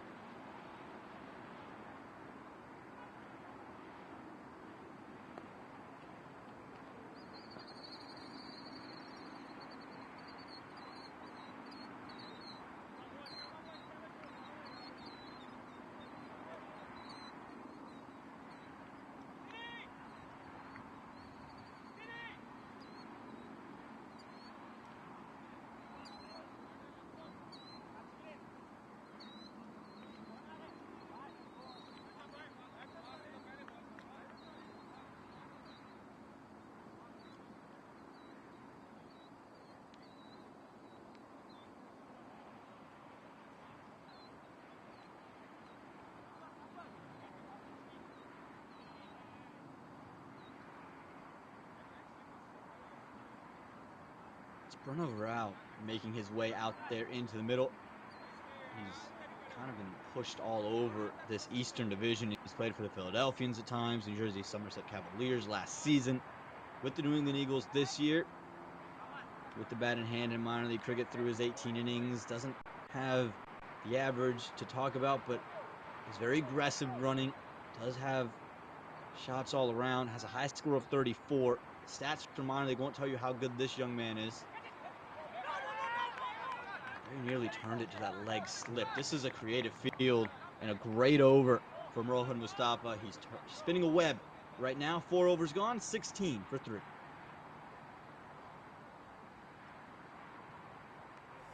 Whoever you are, on the field, the dream is what drives us. Gear up for your dreams. Shop now at dreamcricketstore.com.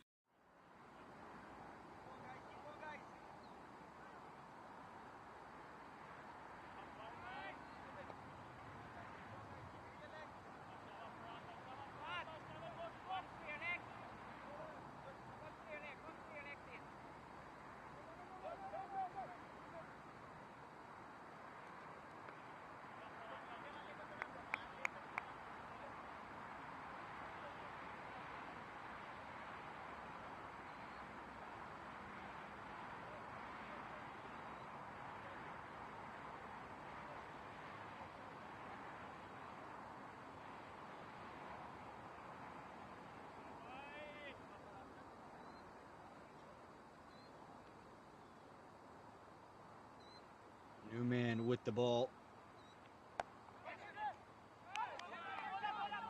Put down. Put down. Meza, he's the man who just came in a drop there at cover. Surpreet Mandan, who should have taken that one. I really think it was hit firmly. He got his hand straight to it. Take a second look. Again, struck so firmly. In and out. If it sticks, it sticks. If it doesn't, it doesn't. That's the way those things go.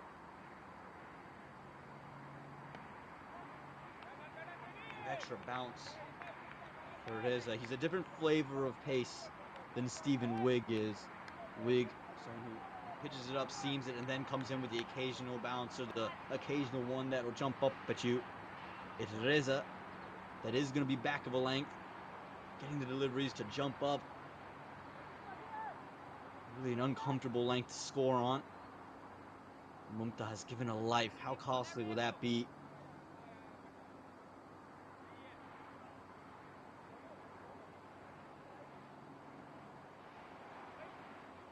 Just adjusting that field here. The New England Eagles have to find a way to score some runs before this required run rate jumps above 10. Good delivery this from Reza. Again, you can see he bowls a very hard ball. Oftentimes you talk about just a little bit of extra pace through and very difficult to get under. That first delivery, even if it was a drop, Reza would sit there and say, yeah, probably not my best ball. Not one that he would write home about. It was short, it was wide, it was there to be hit. And really was gifted that to short cover. Slower delivery this time. And Rizza, you can see he's just so active. You saw it with the bat, you see it now with the ball. He's just moving around. That's Sid Matani as well on your screen. He'll have something to say when the spinners get more and more action. You can have to imagine such a Malavarapu, Om Patel, Sid Matani. Probably gonna get looks soon. Goes for a quick single. They'll get it. Fielders are on that boundary cone. So after 4 dots, they finally pick up a single. But remember what we talked about with the New Jersey Stallions through their innings? It was difficult sledding when you couldn't get runs early in the over. Put so much pressure on those final 2 deliveries.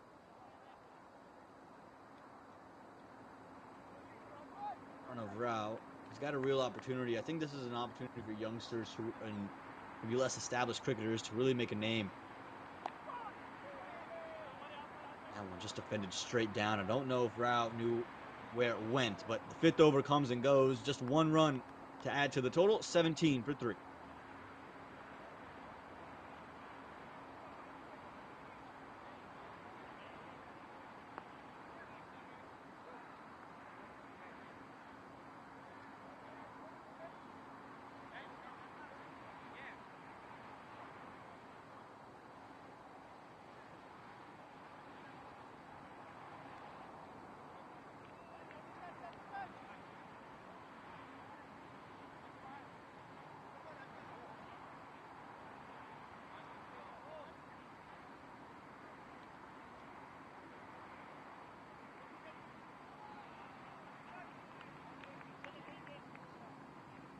We asked the question at the end of the last over, when would we see the spinners start to operate? Rohan Mustafa gets his 2 overs.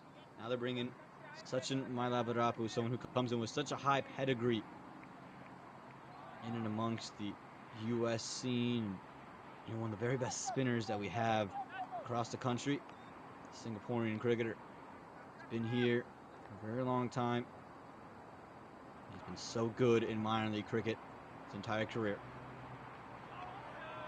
Starts off with really a rankful toss down the leg side. Actually does well not to face any damage to it.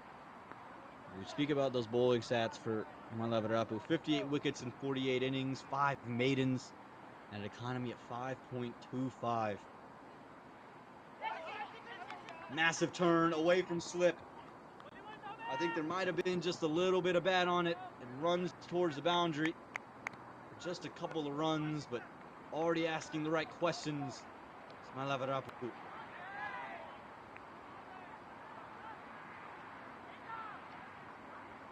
Even his runs there, so there was a bit of bat.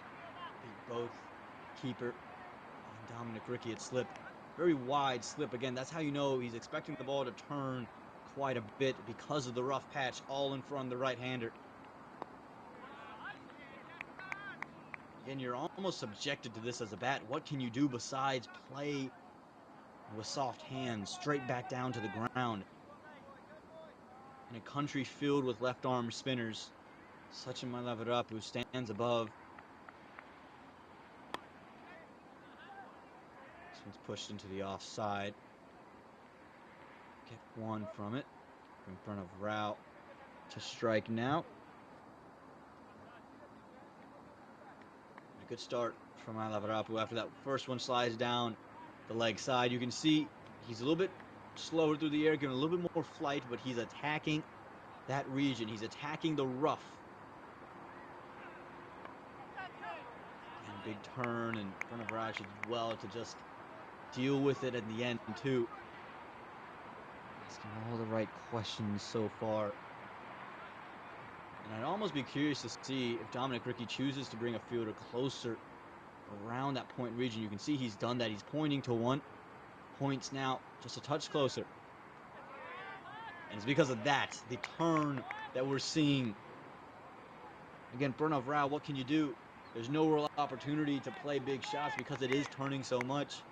I think your best opportunity to score is to use your feet with the flight he's giving you. Shorter, cut away. Stop there at point. Actually won't get a run in the end. A good over for this. Just 4 runs coming from it. Score now reads 21 for 3.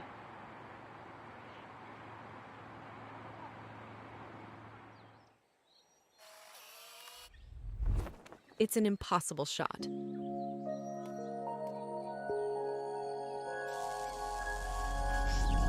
Sometimes creativity and innovation are all it takes to achieve the impossible. Yash Technologies, more than what you think.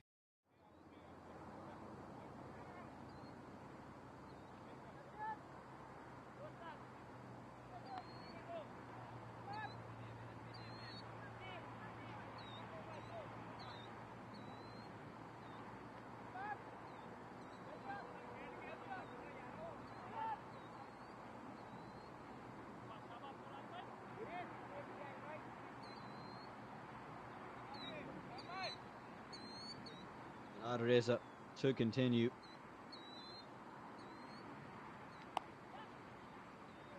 Attacking the stumps. Another quick single. Taken and gone.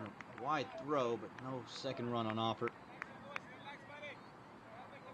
But again, you can see Reza, after being back of a length, he's decided to pitch it up, try to get a little bit of that movement back in that he does tend to extract. But again, you can see he's bowling with a heavy ball. It's just not one you can get under. A lot of pace. A real drivable delivery, that.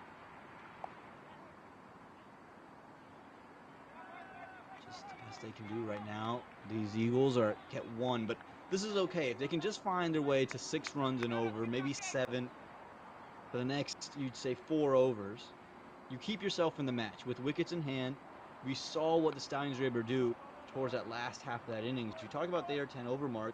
They were 53 for 4. Closed it out with 142. So this is a team that was able to put on about 90 runs in the second half of their innings. Pitched up and put away.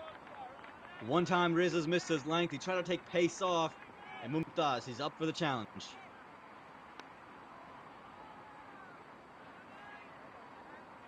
Yeah, you just take a second look. Try to roll his fingers over it, but it just landed in the right area for the batter. Mumtaz is up for the challenge there. Again, does have the experience of playing T20 cricket up in that New York, New Jersey area. He's come in and found runs. Looking for runs now in minor league.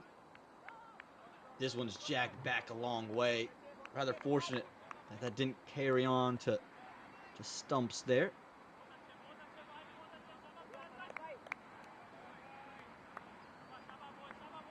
Just take a look how much that's jacked back. Well too close to cut. Came off that front hand, it seemed. It's a good response there from Reza. This time pulled nicely. Fielder out there in the deep for that length. And at that length, it's very difficult to play. Reza again, bowls with a hard ball, gets up on you quicker than you'd expect it. Gets the ball to jag back in front of route. Again, his phase 6 delivery is just the one run. It's been all spin that he's seen. Just that one delivery from Reza and Reza's first over. He looked to do anything different. Gentle nudge, but point in place, no run on offer. Still singles flowed in that over. 7 runs came from it. 7 gone, 28 for 3.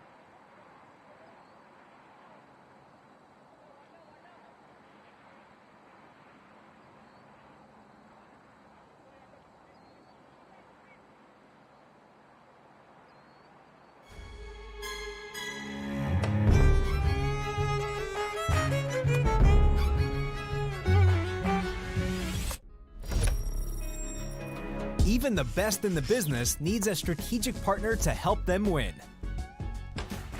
Yash Technologies, more than what you think.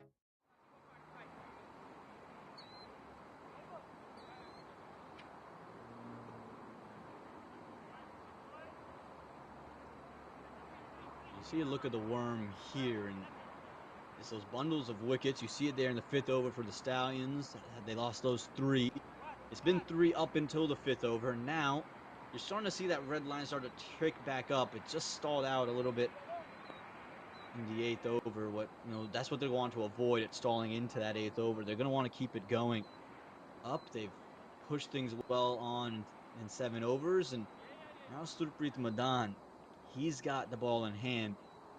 And again, the Eagles here don't have to worry about getting to 9 runs and over, as that might be the required run rate. If they can get to 6 to 7 until the 10th over, they can set themselves up to tee off. They just have to give themselves a platform. That's the biggest thing here. Madan in. Again, plenty of spin options, and I'm curious to see how the Stallions look to use all of it. Sid Matani, Madan. We've seen Mailavarapu. We've seen Mustafa. Aman Patel bowls leg spin. Ramratan. Swept. Quick single. They'll get it as well. But so many spin options here for the Stallions. I'm curious to see, is it just a 1-1-1 go for a lot of them, and then see whoever clicks you go there? Do they look like, okay, we want the off spinner coming back into the right-hander. That's the matchup we like on this wicket. Is that what they're looking for? I'm curious to see the plan here from Dominic Ricky, or if he is being that kind of modern T20 captain, that you don't bowl in spells, you bowl in really 1 over intervals as a spinner, and you keep the batters guessing. And what it also allows you to do is you can say, all right, we'll have pace from one end, and we can both spin from the other. And then you can tag team the spin if you'd like, because one end will be the spin side. Looks for the big sweep. And well stopped out there in the deep. Keeps it to just the 1. But you can see for Pranav Rao, he's also trying to figure out ways to score singles and get those runs. Again, if you get to 6 to 7, you keep the net run rate in check, keep it under 9 and 10, and you're still in the game. A gentle nudge. They'll get one straight back. Good approach here from the Eagles. Again, there's a lot to learn from that Stallions first innings where they clawed their way back. They clawed their way back really just by keeping themselves in the game, and then the boundaries started to flow past the 10th over. So they can just find a way to hold on. And we'll move the other direction, but well dealt with, well negotiated from Pranav Rao. And again, just 4 runs from the over, but a good over so far. Can they get 2 to get to 6? If you keep the required run rate under 10, you're still in the contest.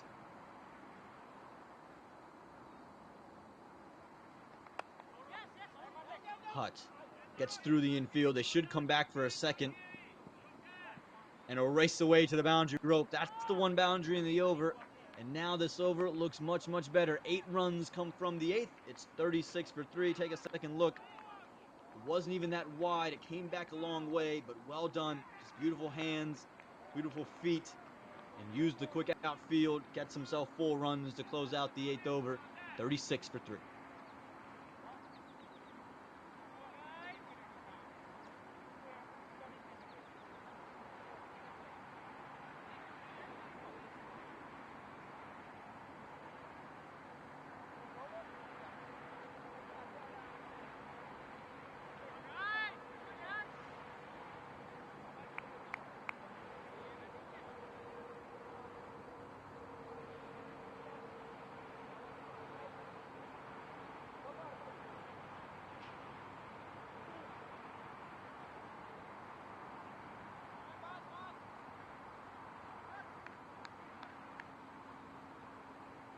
You're wondering, how does Dominic Ricky utilize the spinners in his arsenal? Well, he's going to go and change ends for Sachin Mailavarapu. And just one out into the deep there. I actually really like this from Dominic Ricky in this adjustment. Why do I like it? Well, when I look at Mailavarapu here, I see him operating to the left-hander with rough on both ends of it. So he's got an opportunity to get the arm ball to come back in and gets the opportunity for the one to spin away. Swept and swept well. The fielder in place for that shot. Again, bowling to the field is so very key on this surface, and what Mailavarapu does is, again, the wickets, you wouldn't say he's a wicket taker every single over that he bowls, but what he does, even with a 20 strike rate, he keeps the pressure down. He keeps the runs down, builds that pressure. And from then, the bowlers around him pick up wickets. Think Jerome Davis, think Jesse Singh, think Stephen Wigg. You have to take somebody on. You can't take on Mailavarapu, so you have to go elsewhere. And I think this will help the flow for the rest of the group. And I think it can gift wickets to Madan, to Matani, to Aman Patel, to Raymond Ramaratan.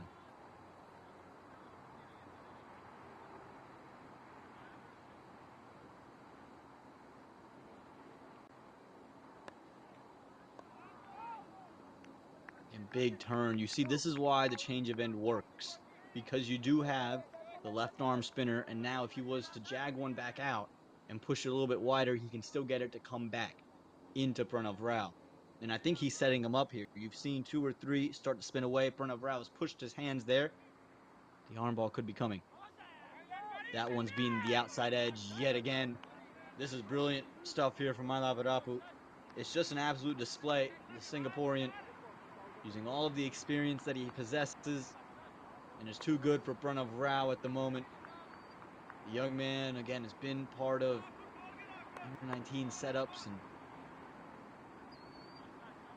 buying a USA buy-in. He's just been held at bay, 4 off 14. Where's the one that goes the other way? We'll get 1 to retain strike. A good over this for the New Jersey Stallions. Just 3 runs coming from it. At the end of 9, it's 39 for 3.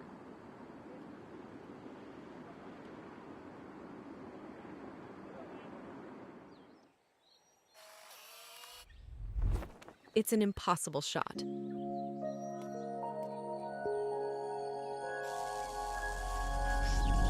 Sometimes creativity and innovation are all it takes to achieve the impossible. Yash Technologies, more than what you think.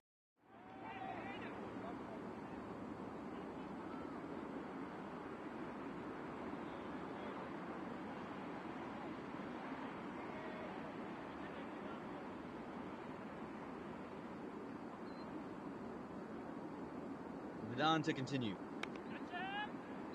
In the air, away from the fielders. It looks like it'll run to the boundary. It'll be 4 runs, a much needed one for Pranav Rao. It's been a hard stay in the crease so far. That boundary could just release some of that pressure that's been building up for the past couple of overs. Pranav Rao will like that. Do his confidence some good. For Madan, he's got to get fuller in length. There's turn on offer. Don't let the batters rock back and cut the spin. Hold this time. Just one bounce out into the deep. I still think Madan's too short. With the amount of turn that you get, yes, you can be quick through the air, but get it into the rough. That's what we saw Mustafa do so well. He was getting it into the rough, but getting it quick, so they couldn't use their feet. Yes, be quick through the air, but pitch it up.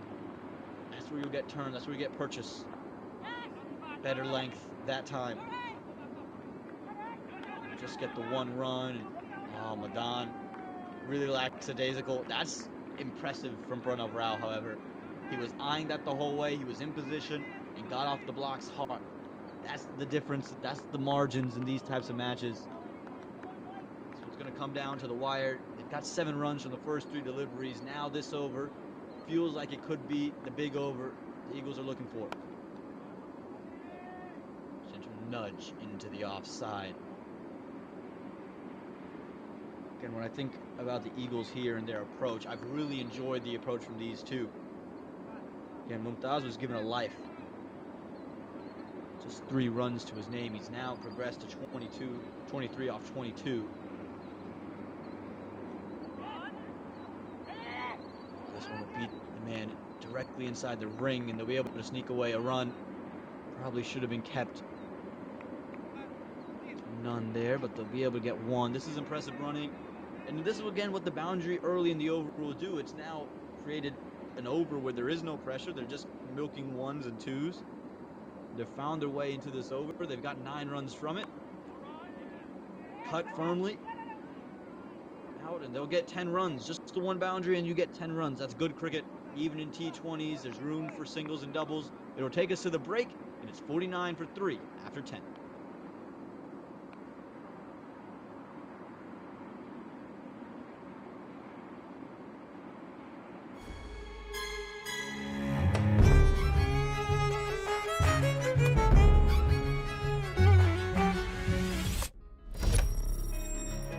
Even the best in the business needs a strategic partner to help them win.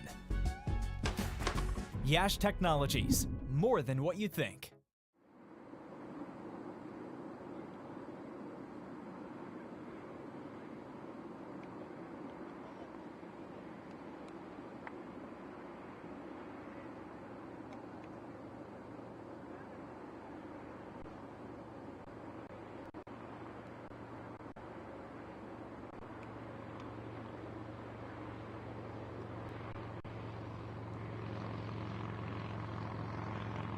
This partnership here from these two have really been the key in this game.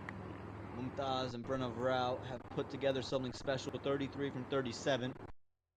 Again, just 11 runs for Pranav Rao, but he's starting to find some rhythm. Mumtaz, after being dropped on 3, has been able to put runs on the board. And if these two can continue to combine and continue to find runs, they're going to be just fine. How long can this partnership go? If you're the Stallions, you have to break this. They've been batting out there for quite some time. The Eagles, they were 16 for 3 after 4 overs, and now 6 overs later, they're 49 for 3. And those, you see the Manhattan, those tall towers are starting to build upon each other. It's phases of the over past the power play that have fully been won by the New England Eagles. They've been able to capitalize on every single over so far. They've gotten more runs in every over from 6 to 10. I think the Stallions won that first phase. It's the Eagles that have won the second phase. Who's going to win that third phase? Who's going to win the fourth phase? Who's winning overs 11 to 14? And who's got 11 to 15? Who's got 16 to 20? Those are going to be the key points now. Who has enough in the tank? You see the tall towers at the end of the innings. That's what you're going to eye if you're an Eagles fan. You're going to say, okay, that's possible. They were able to get basically 9 runs and over from overs 14 to overs 20 every single over. Well, you've already started to find your way to get to 6 every over. Do that as your base mark. You can tee off from there. Good thing is, so far, they haven't given wickets to that man at the bottom right, such a Malaparapu. Just the 7 runs have come off his 2 overs, but you haven't given him a wicket. You've dealt with the pressure, and you've been able to score off others.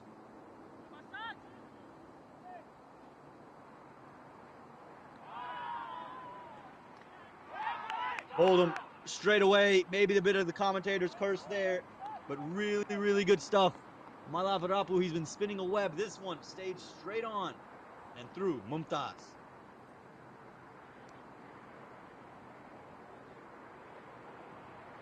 Yeah, just trying to get onto the back foot. It was just well too close to cut. He's anticipating it to spin past the off stump.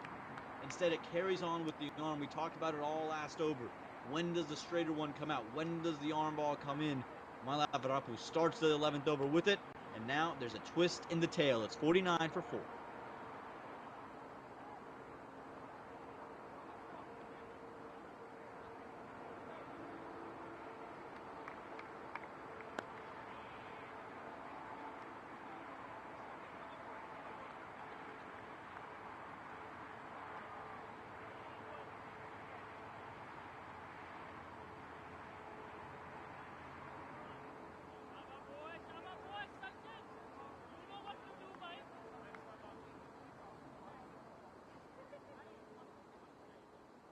Partnership was good for 33. It came to an end.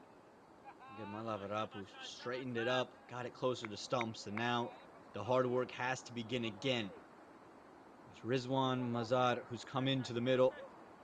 Minor League Cricket has a high score of 56, a strike rate of 132. Just need to find a way to put together a partnership. He was good in the field. Rizwan slipped back in place, however. Big swing, big heave, big boundary. He'll find a 6 straight away. What a way to open your account, especially to this man, such a Malaparapu. Never easy to score off him. And he's really just said, okay, might be turning. I'm still going to swing. It was maybe a touch too wide, but I don't reckon it was a bad ball. You give all the credit to Mazad for that shot. The confidence in playing that shot is really the key for me. That's one we've seen the batters take a gentle prod and try to push to the offside. Mazad says, I'm not letting you come here and bowl your ball. I'm going to play my shots here, even on a spinning surface. Sometimes you hear the critics of our game, you hear Justin Langer say, the best way to survive is to look to score. That's what he's doing now. Nearly swung out of his shoes. That is the danger of it. You can't do it every delivery. Now here's the balancing act. Yes, you've scored your 6, but now get singles off the rest of the over. You can climb to 10 off the over, off such a Malaparapu, which is such a hard thing to do because you've started the over with a 6. He's swinging all across his shoes. This can't be done. You've hit the 6. You've done the job. Get 1. Get 2. It's an art, T20 batting. There's times to be like this. There's times to be super aggressive, but there's also having to understand situations. And he's played the same shot for 4 consecutive deliveries. He's found success on 1 of them. This was such a promising over. It could have been 10 runs just with singles. Now, to find a 10-run over, he'd have to hit another boundary. Slip goes to third man. Hit high and handsome. Over pitch this time for Malaparapu, and the hacks work. agricultural in nature, you'd say, but in the slot, in the arc, and out the ground. Well, there goes all the thoughts about singles and doubles. It's 12 runs from the over off 2 sixes, 11 gone, 61 for 4.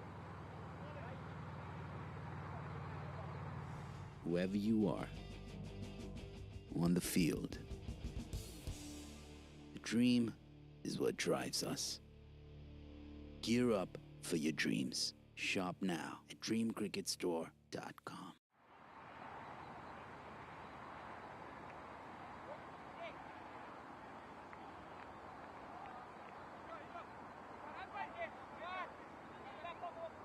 Mazada's just had a word with Pranav Rao. I'm curious to see the mindset that Pranav Rao now has with the bat in hand.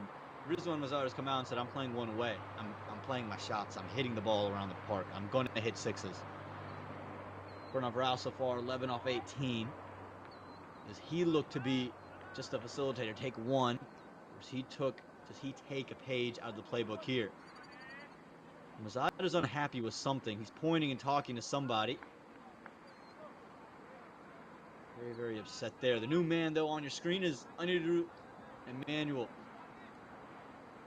So good with the ball in hand, Emmanuel. He was, again, the vice captain of the Philadelphians a couple of seasons, last season when they made that playoff push. Pranav Rao into outs. Stephen Wigg, how about this, though, out in the deep. He's stolen away 4 runs. He's saved 3 of them. A really nice shot from Pranav Rao, but Stephen Wigg, so good in the field, so good with the ball. This is the matchup, though.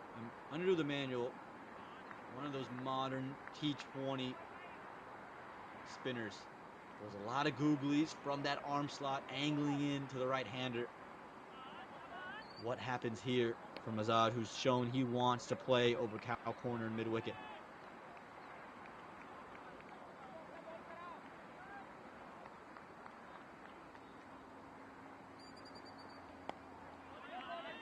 You see Flatter pulled the length back. Is not going to gift him the length to swing and free his arms. This young man's matured every year in minor league.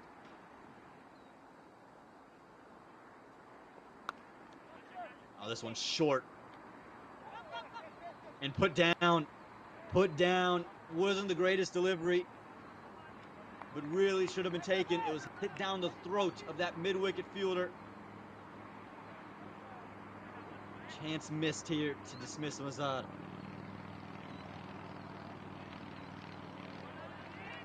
Oh, hat yet again. Again, he's looking to be very agricultural, Mazad, but he's found successful occasions on 2. Not on many others, and with just 1 run in the over, gotta find a way to get some runs.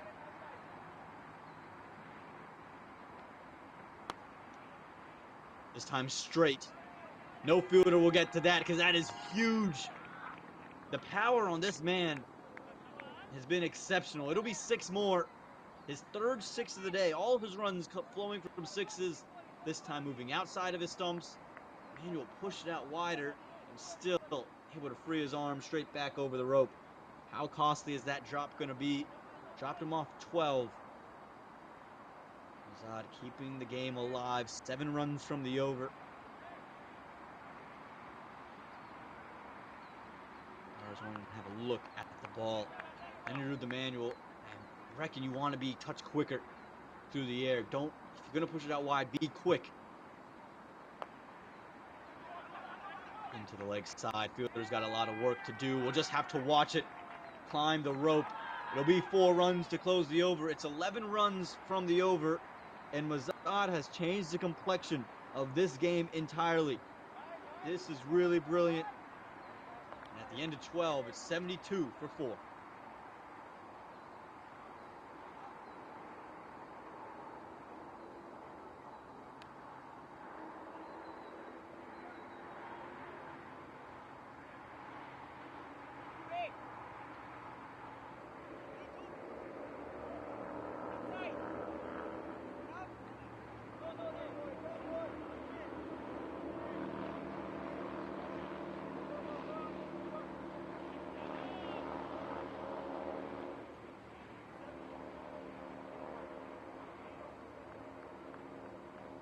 need a wicket to the New Jersey Stallions. It's not the wicket of Pranav Rao that they need. It's the wicket of that man, Rizwan Mazad.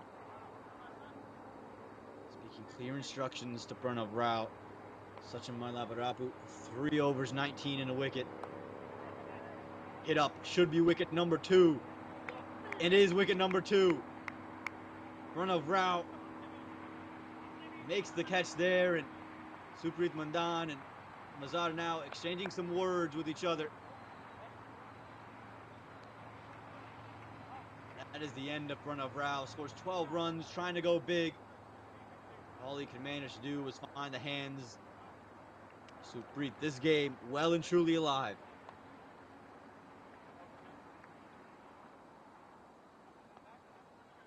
Yeah, it just felt like it was time to go for Pranav Rao. It was time to either hit the ball or get out. I think that was the message from Mazad. Say, hey, we have bats.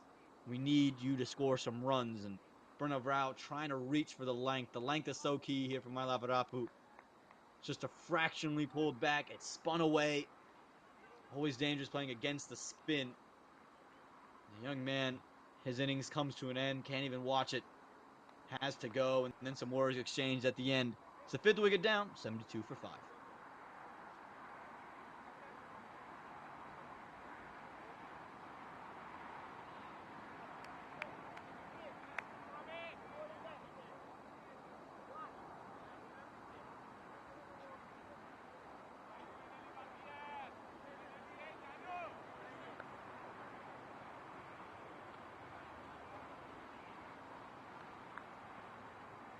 Prajapati. Run available. You can see Rizwan is saying hit the ball. He doesn't want to see any of these defensive strokes. He wants runs.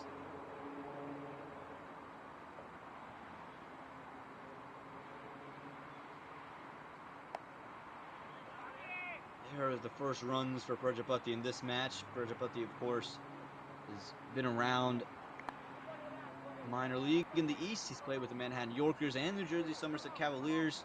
A high score of 69, so can hold the bat, can score runs. But it'll be a facilitating innings, and that's what his strike rate would indicate is what he does best. Hold him. One swing too many for Mazad. He was taking the game by force, but you can't do it for too long against that man. Sachin Mailaparapu has the last laugh.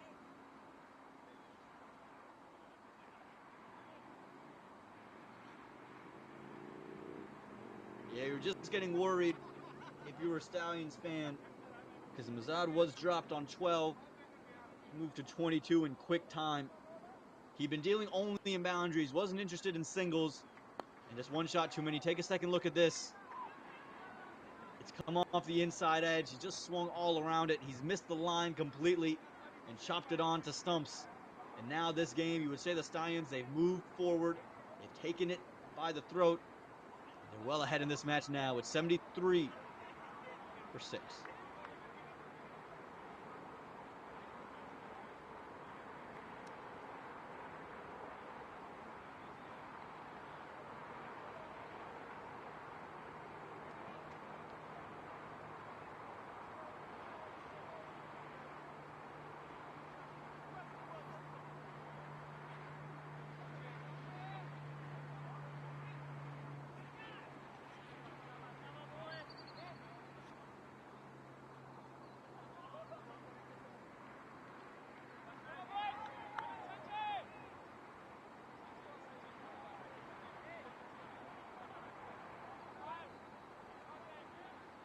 Purva Maheshwaram down the order from where he was last season. Someone who routinely batted within the top 4. He's now being pushed down, well down the order, but he's more than capable with the bat in hand. He's one of those real bright spots with the bat in hand last season. 52, a high score for him. The strike rate of 93, and again on these East wickets, very, very tough matchup here though. In the air, away from the fielders, pick up 1 run down the ground, and now this challenge is ever more daunting. You just feel that maybe you could have held could have just held some of your wickets in hand. You could have held some of your batters back. I think Mazad could have been someone that could have been kept later on in the order. Towards this mark would have been a perfect time for him to come in when you need the runs. You felt like Apurva Maheshwaran was the perfect guy to come in when Mazad did to facilitate a partnership. But Sachin Lavarapu, he's done his job and he's done it exceptionally well. In his 4 overs, just gave up 21 runs. He's taken 3 wickets and, of course, the big wicket of Mazad. 13 gone, 74 for 6.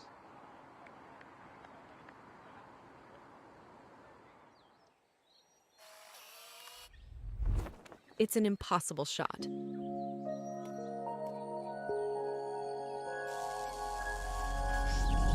Sometimes creativity and innovation are all it takes to achieve the impossible. Yash Technologies, more than what you think. Sunny the manual back. His first over was expensive, but a lot of that because of the batting from Mazad. Hit a 6 and a 4. Only gave up the 1 run besides those 2 boundaries. So we'll see what happens here. How does he elect to attack Prajapati and Maheshwaran? We'll start to Maheshwaran. Look for that sweep early. Again, plenty of turn on offer. You can see all that rough out to the right of Maheshwaran at the moment. Going to be very daunting, very challenging to score runs in a hurry. Looking to cut. I think it comes off the leg of Hidden Patel. Going to find just the 1 run, but a run is a run in the end. For the Eagles now, you're just curious, what can these two do? This has been the story of their season. They haven't had a lot of success up top. A few batters have gotten starts, but kind of almost threw it away.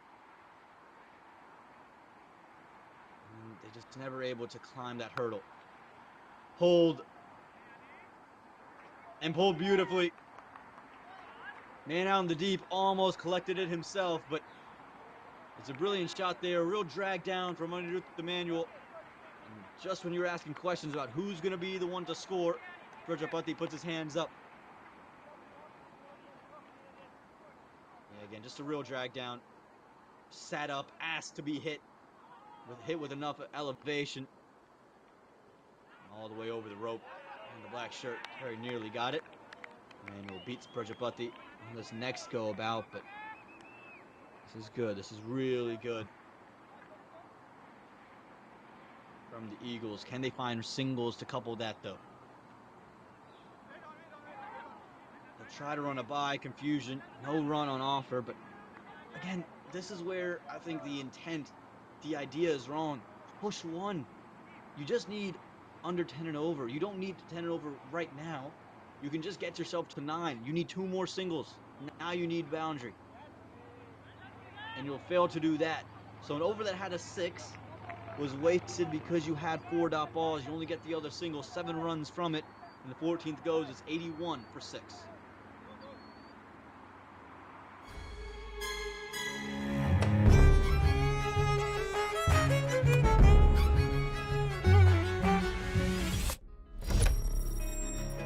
Even the best in the business needs a strategic partner to help them win. Yash Technologies, more than what you think.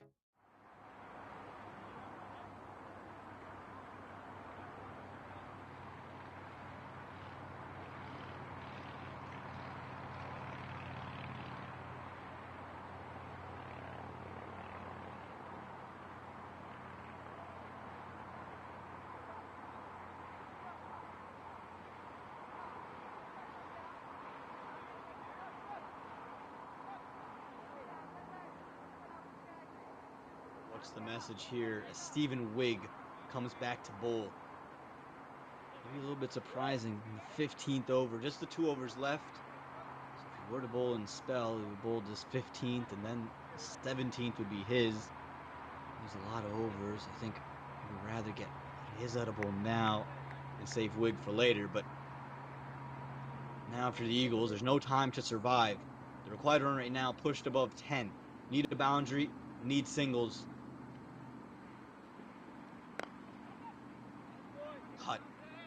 and cut well. Just be one on the deep. Maybe gotten away with one there. Stephen Wigg probably just a touch wider than he would have wanted. But again, I look at this innings from the Eagles, and they were in this innings.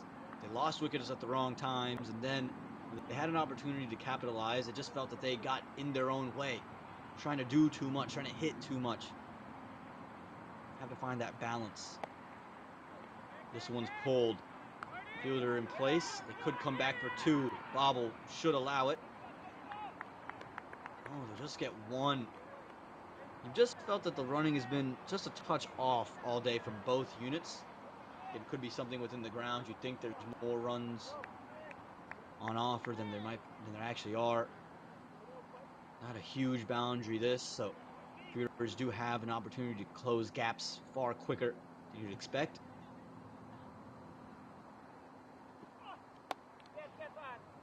Straight. And it'll be all the way. Apurva Maheshram. That is a shot of top quality. Yeah, the one time he got off that good length, pitched it up in Maheshram. Again, it's not a slog. It's just a nice helping of a fundamental stroke there. High elbow, lifted into the deep. Easy pickings there for Apurva Maheshram. 8 runs from the over now. Where do you find the other runs? Have to push ones. Don't get into this mindset where you think you need the boundary.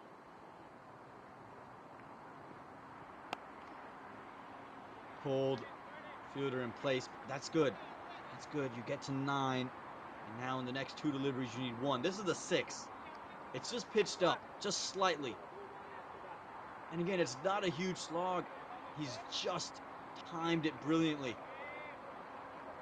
Shown the full face with the high elbow. Yes, Mr. Umpire, you got to raise your hands for that. Prajapati now. Run down to third man in the ring. They'll get a single there. Good work here from the New England Eagles. That's how you keep yourself in the match. And that 6 to Stephen Wigg sets the tone, I think, as well. This is their premier bowler. This is the man that has done so much in minor league. You hit him for runs. And the rest of the bowling attack is now trying to think, oh, if our guy, Stevens, getting hit for runs, what do I have a chance? How can I bowl?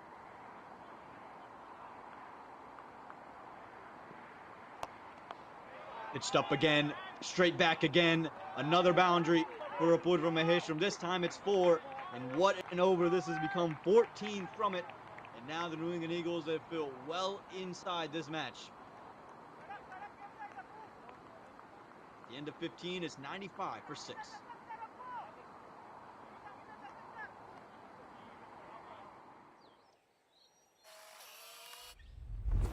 It's an impossible shot.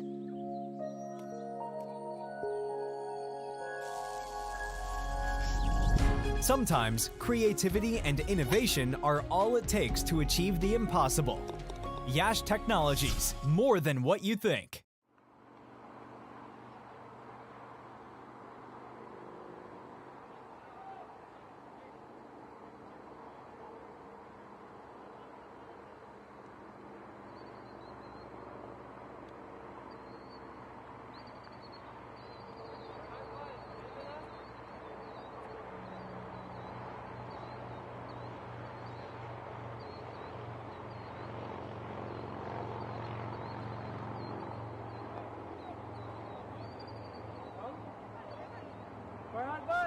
This game is well in the balance. 47 needed from the last 5 overs. And this was a game that it felt that the New England Eagles were out of early. 3 early wickets. For 4 overs, they were 16 for 3. At the end of the 5th, they were 17 for 3. And then overs 6 to 10, you would say, belong to the New England Eagles. They jumped from 21 for 3 to 49 for 3 in those 4 overs. Didn't lose a wicket. We're building a partnership. And then the first over after the break got them to 61 for 4, 72 for 4 following that. And then from there, things went the way of the New Jersey Stallions. They picked up wickets in a hurry, 2 of them. front of route. They picked up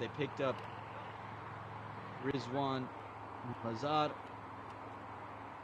Picked them up quickly. From there, thought, okay, this match could be well and truly over, but Apurva Maheshwaram with a 6 and a 4 has brought the game back, and Bandit Prajapati has chipped in with 9 runs of his own. It'll be Rohan Mustafa to come back, the man with the experience. That's what they've turned to in this testing time. Starting off to Prajapati. 47 from the last 5. That's what's required. Hold. Fielder in place. Little bobble. Should bring him back for 2. It will. Good running from the New England Eagles. Again, there's other ways to get to 10 and over. You don't need to hit a boundary every delivery. Get 2. Get 2. If you hit the odd boundary, it eases you up a little bit. You keep yourself alive in a game with just the runs on the ground. I think the Eagles have really figured that out as of late.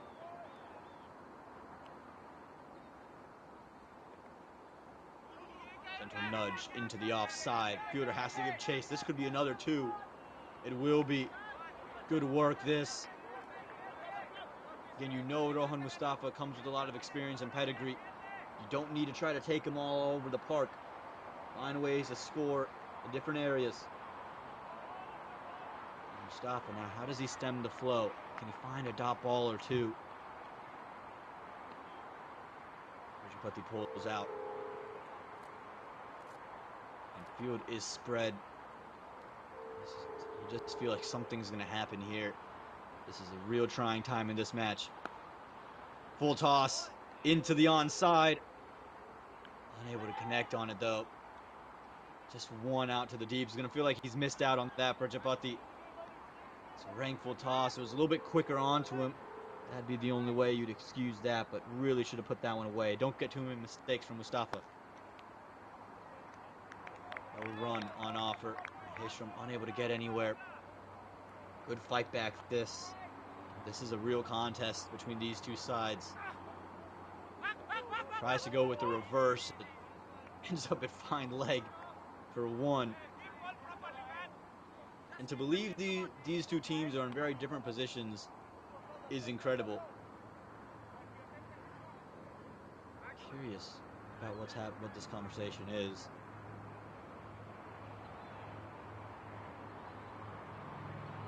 Leg buys is what's being called. Okay, that's what the conversation was. But to think about this team, the New Jersey Stallions, they're undefeated this season. The Eagles, they're winless. And yet right now, this could go either way. Cleaned him up, yorked him. That's what he does so well, Mustafa. He takes wickets, takes them in a hurry, and he might have just closed the door on the Eagles in this match. You could see how much it meant to him right away. Usually so calm, even keeled. He was a star with the bat, and then right here, quick through the air. A little bit of dip, jammed him for room. Off the inside half of the bat, big celebration comes out. That's the 7th wicket down for the New England Eagles to close out over number 16. It's 101 for 7.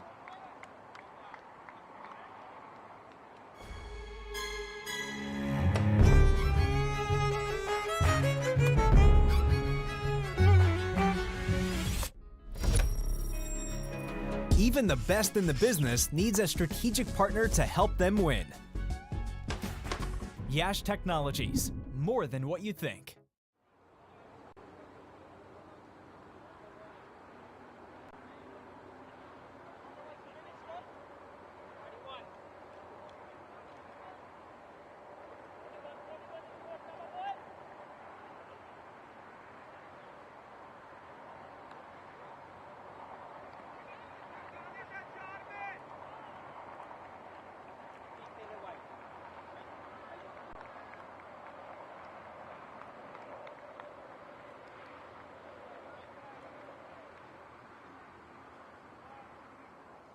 Well, Stephen Wigg went for runs in his last over. It means they're going to go with a new pace bowler. It'll be Farhad Reza, who just went for 8 runs in his 2. We'll start things off to Apurva Maheshwaram. 41 from 40. You're going to need 10 runs and over. Found 10, found 14 from Stephen Wigg. What can they find off Reza? Dot ball to start things off. Good lengths here from Reza so far. Again, very different flavor than Stephen Wigg of fast bowling. Much more of effort bowler. Throws a shoulder into it, digs it in.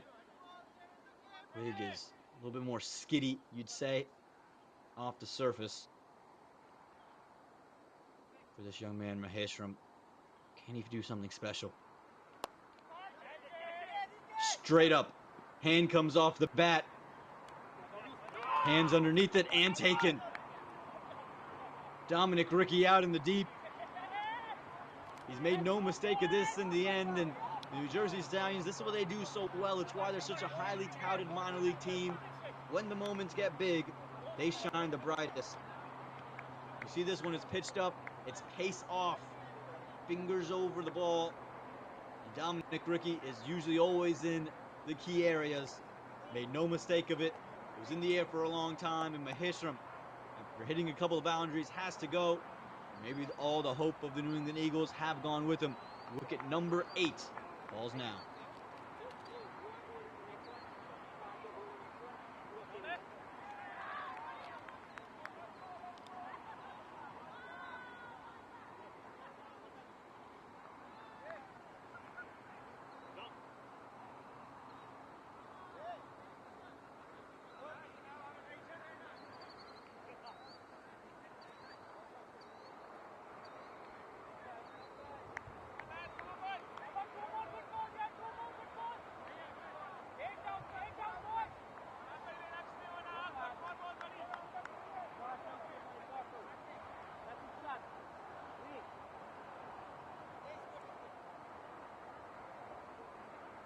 Does Reza have in store now?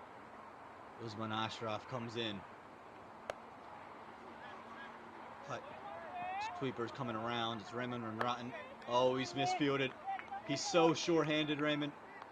He does so many great things out in the field. This time just overran it. It goes under the hands and a 4 there. This game is not over. Yeah, again, does well. Ashraf uses his feet, but right here you can see he's just overrunning it and it spins on him right there. And once it's spun on him, there's really no opportunity for him to get back to the ball. And someone like Raymond, he's so good out in the field. Ray does so many great things, and how costly could that be? It just keeps the Eagles in the game. They need a lot more where that came from. That required run rate has skyrocketed now, just a tick under 11.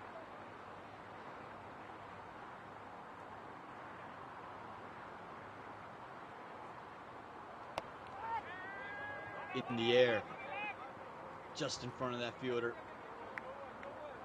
Just be one, but this is good. You'll take that if you're the New Jersey Stallions. You don't need to do too much. They have to do all the hard work to the New England Eagles. And Mullapalli is on strike now. Hasn't faced the delivery. Just put a push down the ground. Just get one off of it, but they need well more where that came from. Again, it was that latter half that for the New Jersey Stallions that allowed them to push forward. And this, if you're the New England Eagles, is where you feel disappointed. You could have had the Stallions wrapped up around 115. Instead, over at 140. A lot of movement there. Little rundown. Just get one. Be happy not to throw it. Let them have the single. Singles won't hurt because that wicket just changed that whole complexion. Just want to wait for 8.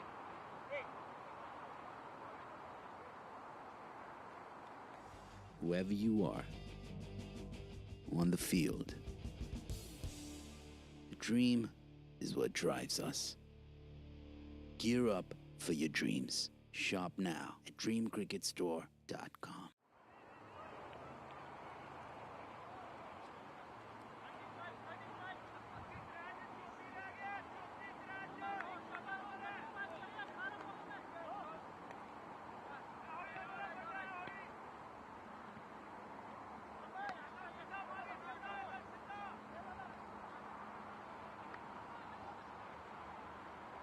How interesting is this? How often do you continue to see spin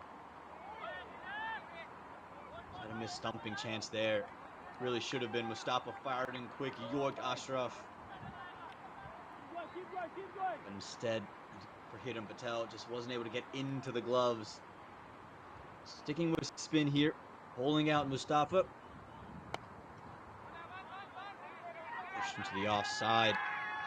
Just beats the fielder. Actually did really well there. Out in the deep. Got his hands to it. Stopped it for a moment. Just take another look at this. It's just far too full. That's what's giving the shot a chance, but look at that. He got his hands to it. Very nearly did all the hard work. Just unable to keep it out. For Mustafa here, you find a length. Dare him to hit you while it's turning. That's not a good delivery there. Again, a gifted boundary earlier in the over. They'll need plenty more. Required run right now past 11.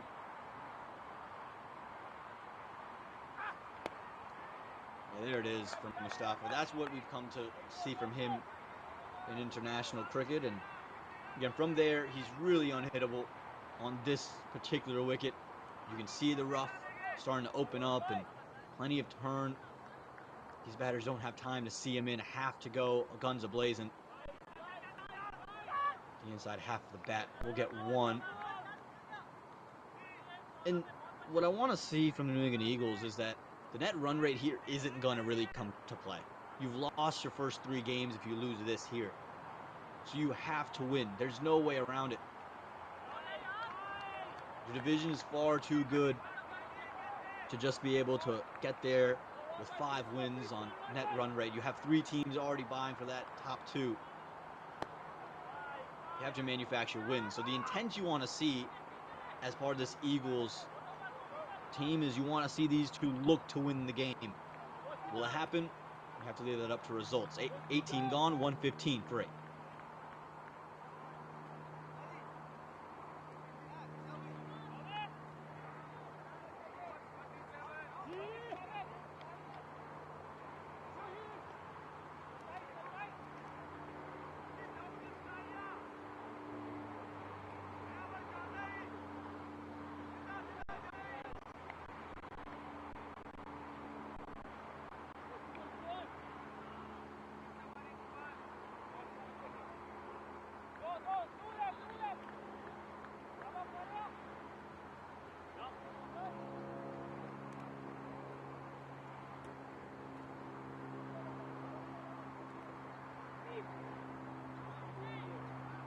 Is that to finish out his stint with the ball in hand. 2 wickets separate the Stallions from certain victory. Digs out the Yorker. Digs it out well. Just fetched the 1 run. They could come back for the second. And they do it quite nicely in the end also. Good running, good intent. This is what you wanted to see from the Eagles at this stage of the game. Yes, this game won't be won on 2s. You'll have to hit more boundaries, but you have to try to win this game. There is no net run rate. A lot of times people will sit there and talk about, oh, in these competitions you need the net run rate.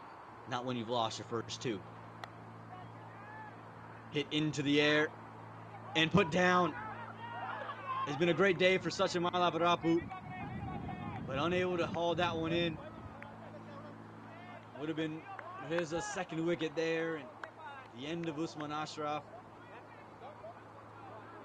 Take another look at this. Can just slice straight up. Really should have been taken. It's regulation in the end. Had it for a long time. Still no run. Ashraf wants to strike. Digs out another Yorker. Will only find the fielder out at long gone. Are they going to come back for 2? No. Now they will. Little fumble that from Reza. He's upset. He's talking to the umpire because Ashraf had a little bit of emotion with the bat. Did a little bit of swing out of frustration. Now Ashraf and Reza are exchanging a few words. We've seen it get a little bit chippy towards this last stage. There's a good heads-up running from Mullapudi and Ashraf. Convert that into 2. 4 from the Stallions to get it there. Edged, gone. Reza gets the last laugh. Couple words on the way out for Ashraf. And it's wicket number 9, wicket number 2 for Reza, who's been so good. You can see the point to the head, thinking all the time, and that's what the Stallions did. They've kept their nerve, and they've got themselves to 1 wicket away. Second look, didn't overreact to the movement, jammed him for room. A little extra bounce, and simplest of takes for Hiren Patel. Again, you could just see how much that meant. Those words at the end. The Stallions well in the fight, and they're 1 wicket away from victory. 119 for 9.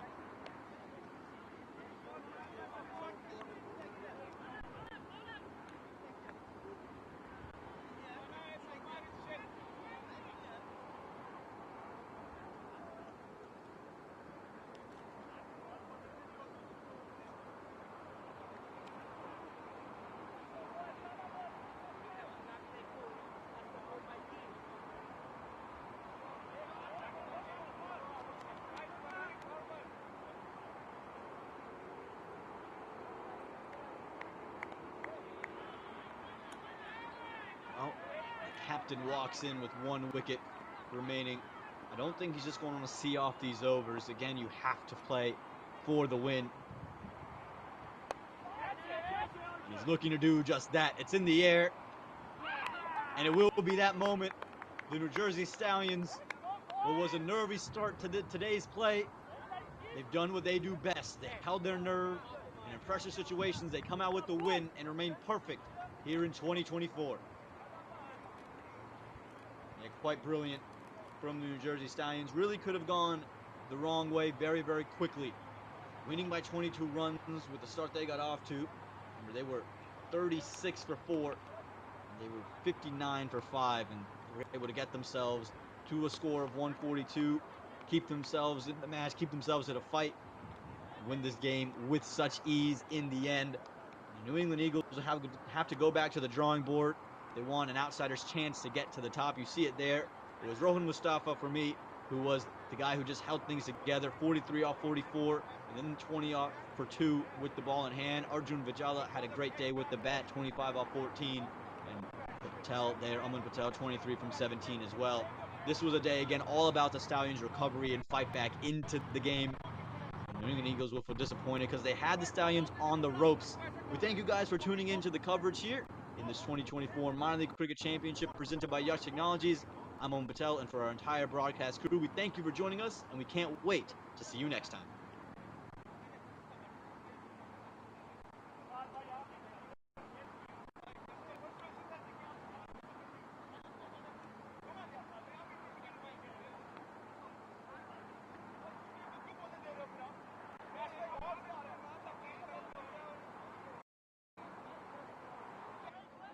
Too full that time, and it gets past fine leg. It'll race away towards the boundary.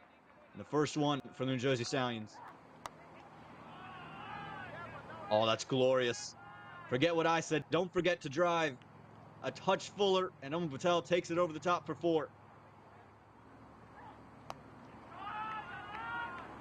Brilliant. Once again over the covers, this time flicked and flicked away. He'll pick up 4 runs again. 8. This time cut and cut through the infield. That's brilliant. That's the Dominic Ricky we've come to expect. And he'll pick up 4 in the air. And taken brilliantly on the rope.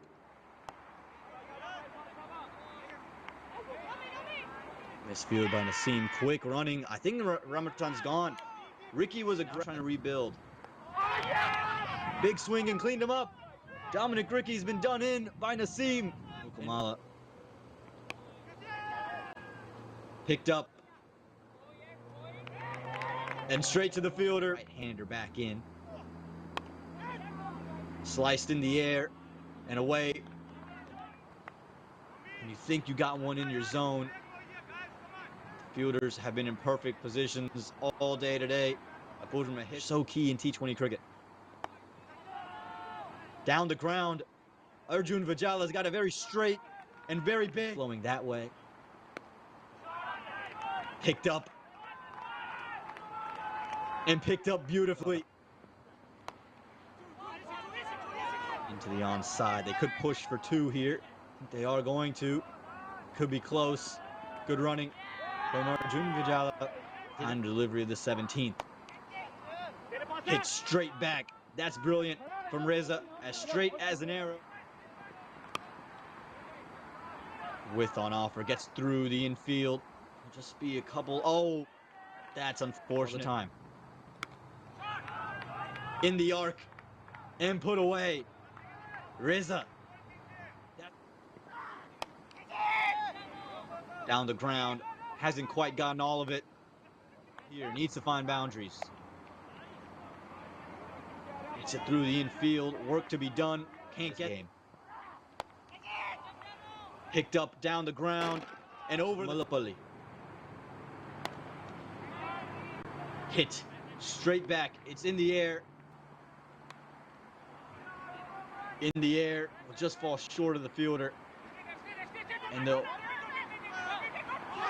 Interesting. Oh. Humbled through the offside. This could go for 4. And it will all to go. Again in the offside. This time straight to sweep recover. Little fumble. Should allow him to come back for 2. No, won't get there. But a good fight back here from the New Jersey Stallions. They'll finish their innings with 1-7. This one swings the other way. Hit into the air again. This time straight to the man. And Irfan Wasim. Don't want to let the batters use their feet and come down. Avoid the spin. Oh, that's brilliant from Bodegum. Fielder inside the ring. Just had to clear death. As this one's hit straight up. Should be out. And is out. Stephen Wiggs picked up wicket number 2. There's plenty of turn. Again, off the outside edge. This time, innings. Pitched up and put away. One time, Hutt gets through the infield. They should come back for a second. And a race away to the boundary rope. That's the one boundary in the over. And now this over looks much, much better. 8 runs. Hold him straight away. Maybe a bit of the commentator's curse there. But really, really good stuff. However, big swing, big heave, big boundary. Goes to third man. Hit high and handsome. This time straight. No fielder will get quick. Into the leg side. Fielder's got a lot of work to do. We'll just have 3 overs, 19 and a wicket. Hit up. Should be wicket number 2. And it... Hold him. One swing too many. Never able to climb that hurdle. Hold. And pulled beautifully. Straight. And it'll be all the way. Pitched up again. Straight back again. Another boundary. Right now, this could go either way. Cleaned him up. Yorked him. That's what he does so well. Something special. Straight up. Hand comes off the bat. Shraf comes in. Cut. Sweeper's coming around. It's Raymond and Rotten. Oh, he's misfielded. Pushed into the offside. Just beats the fielder. Actually did really well there. Out in the deep. Or from the Stallions to get it there. Edged. Gone. He's looking to do just that. It's in the air. And it will be that moment. The New Jersey Stallions.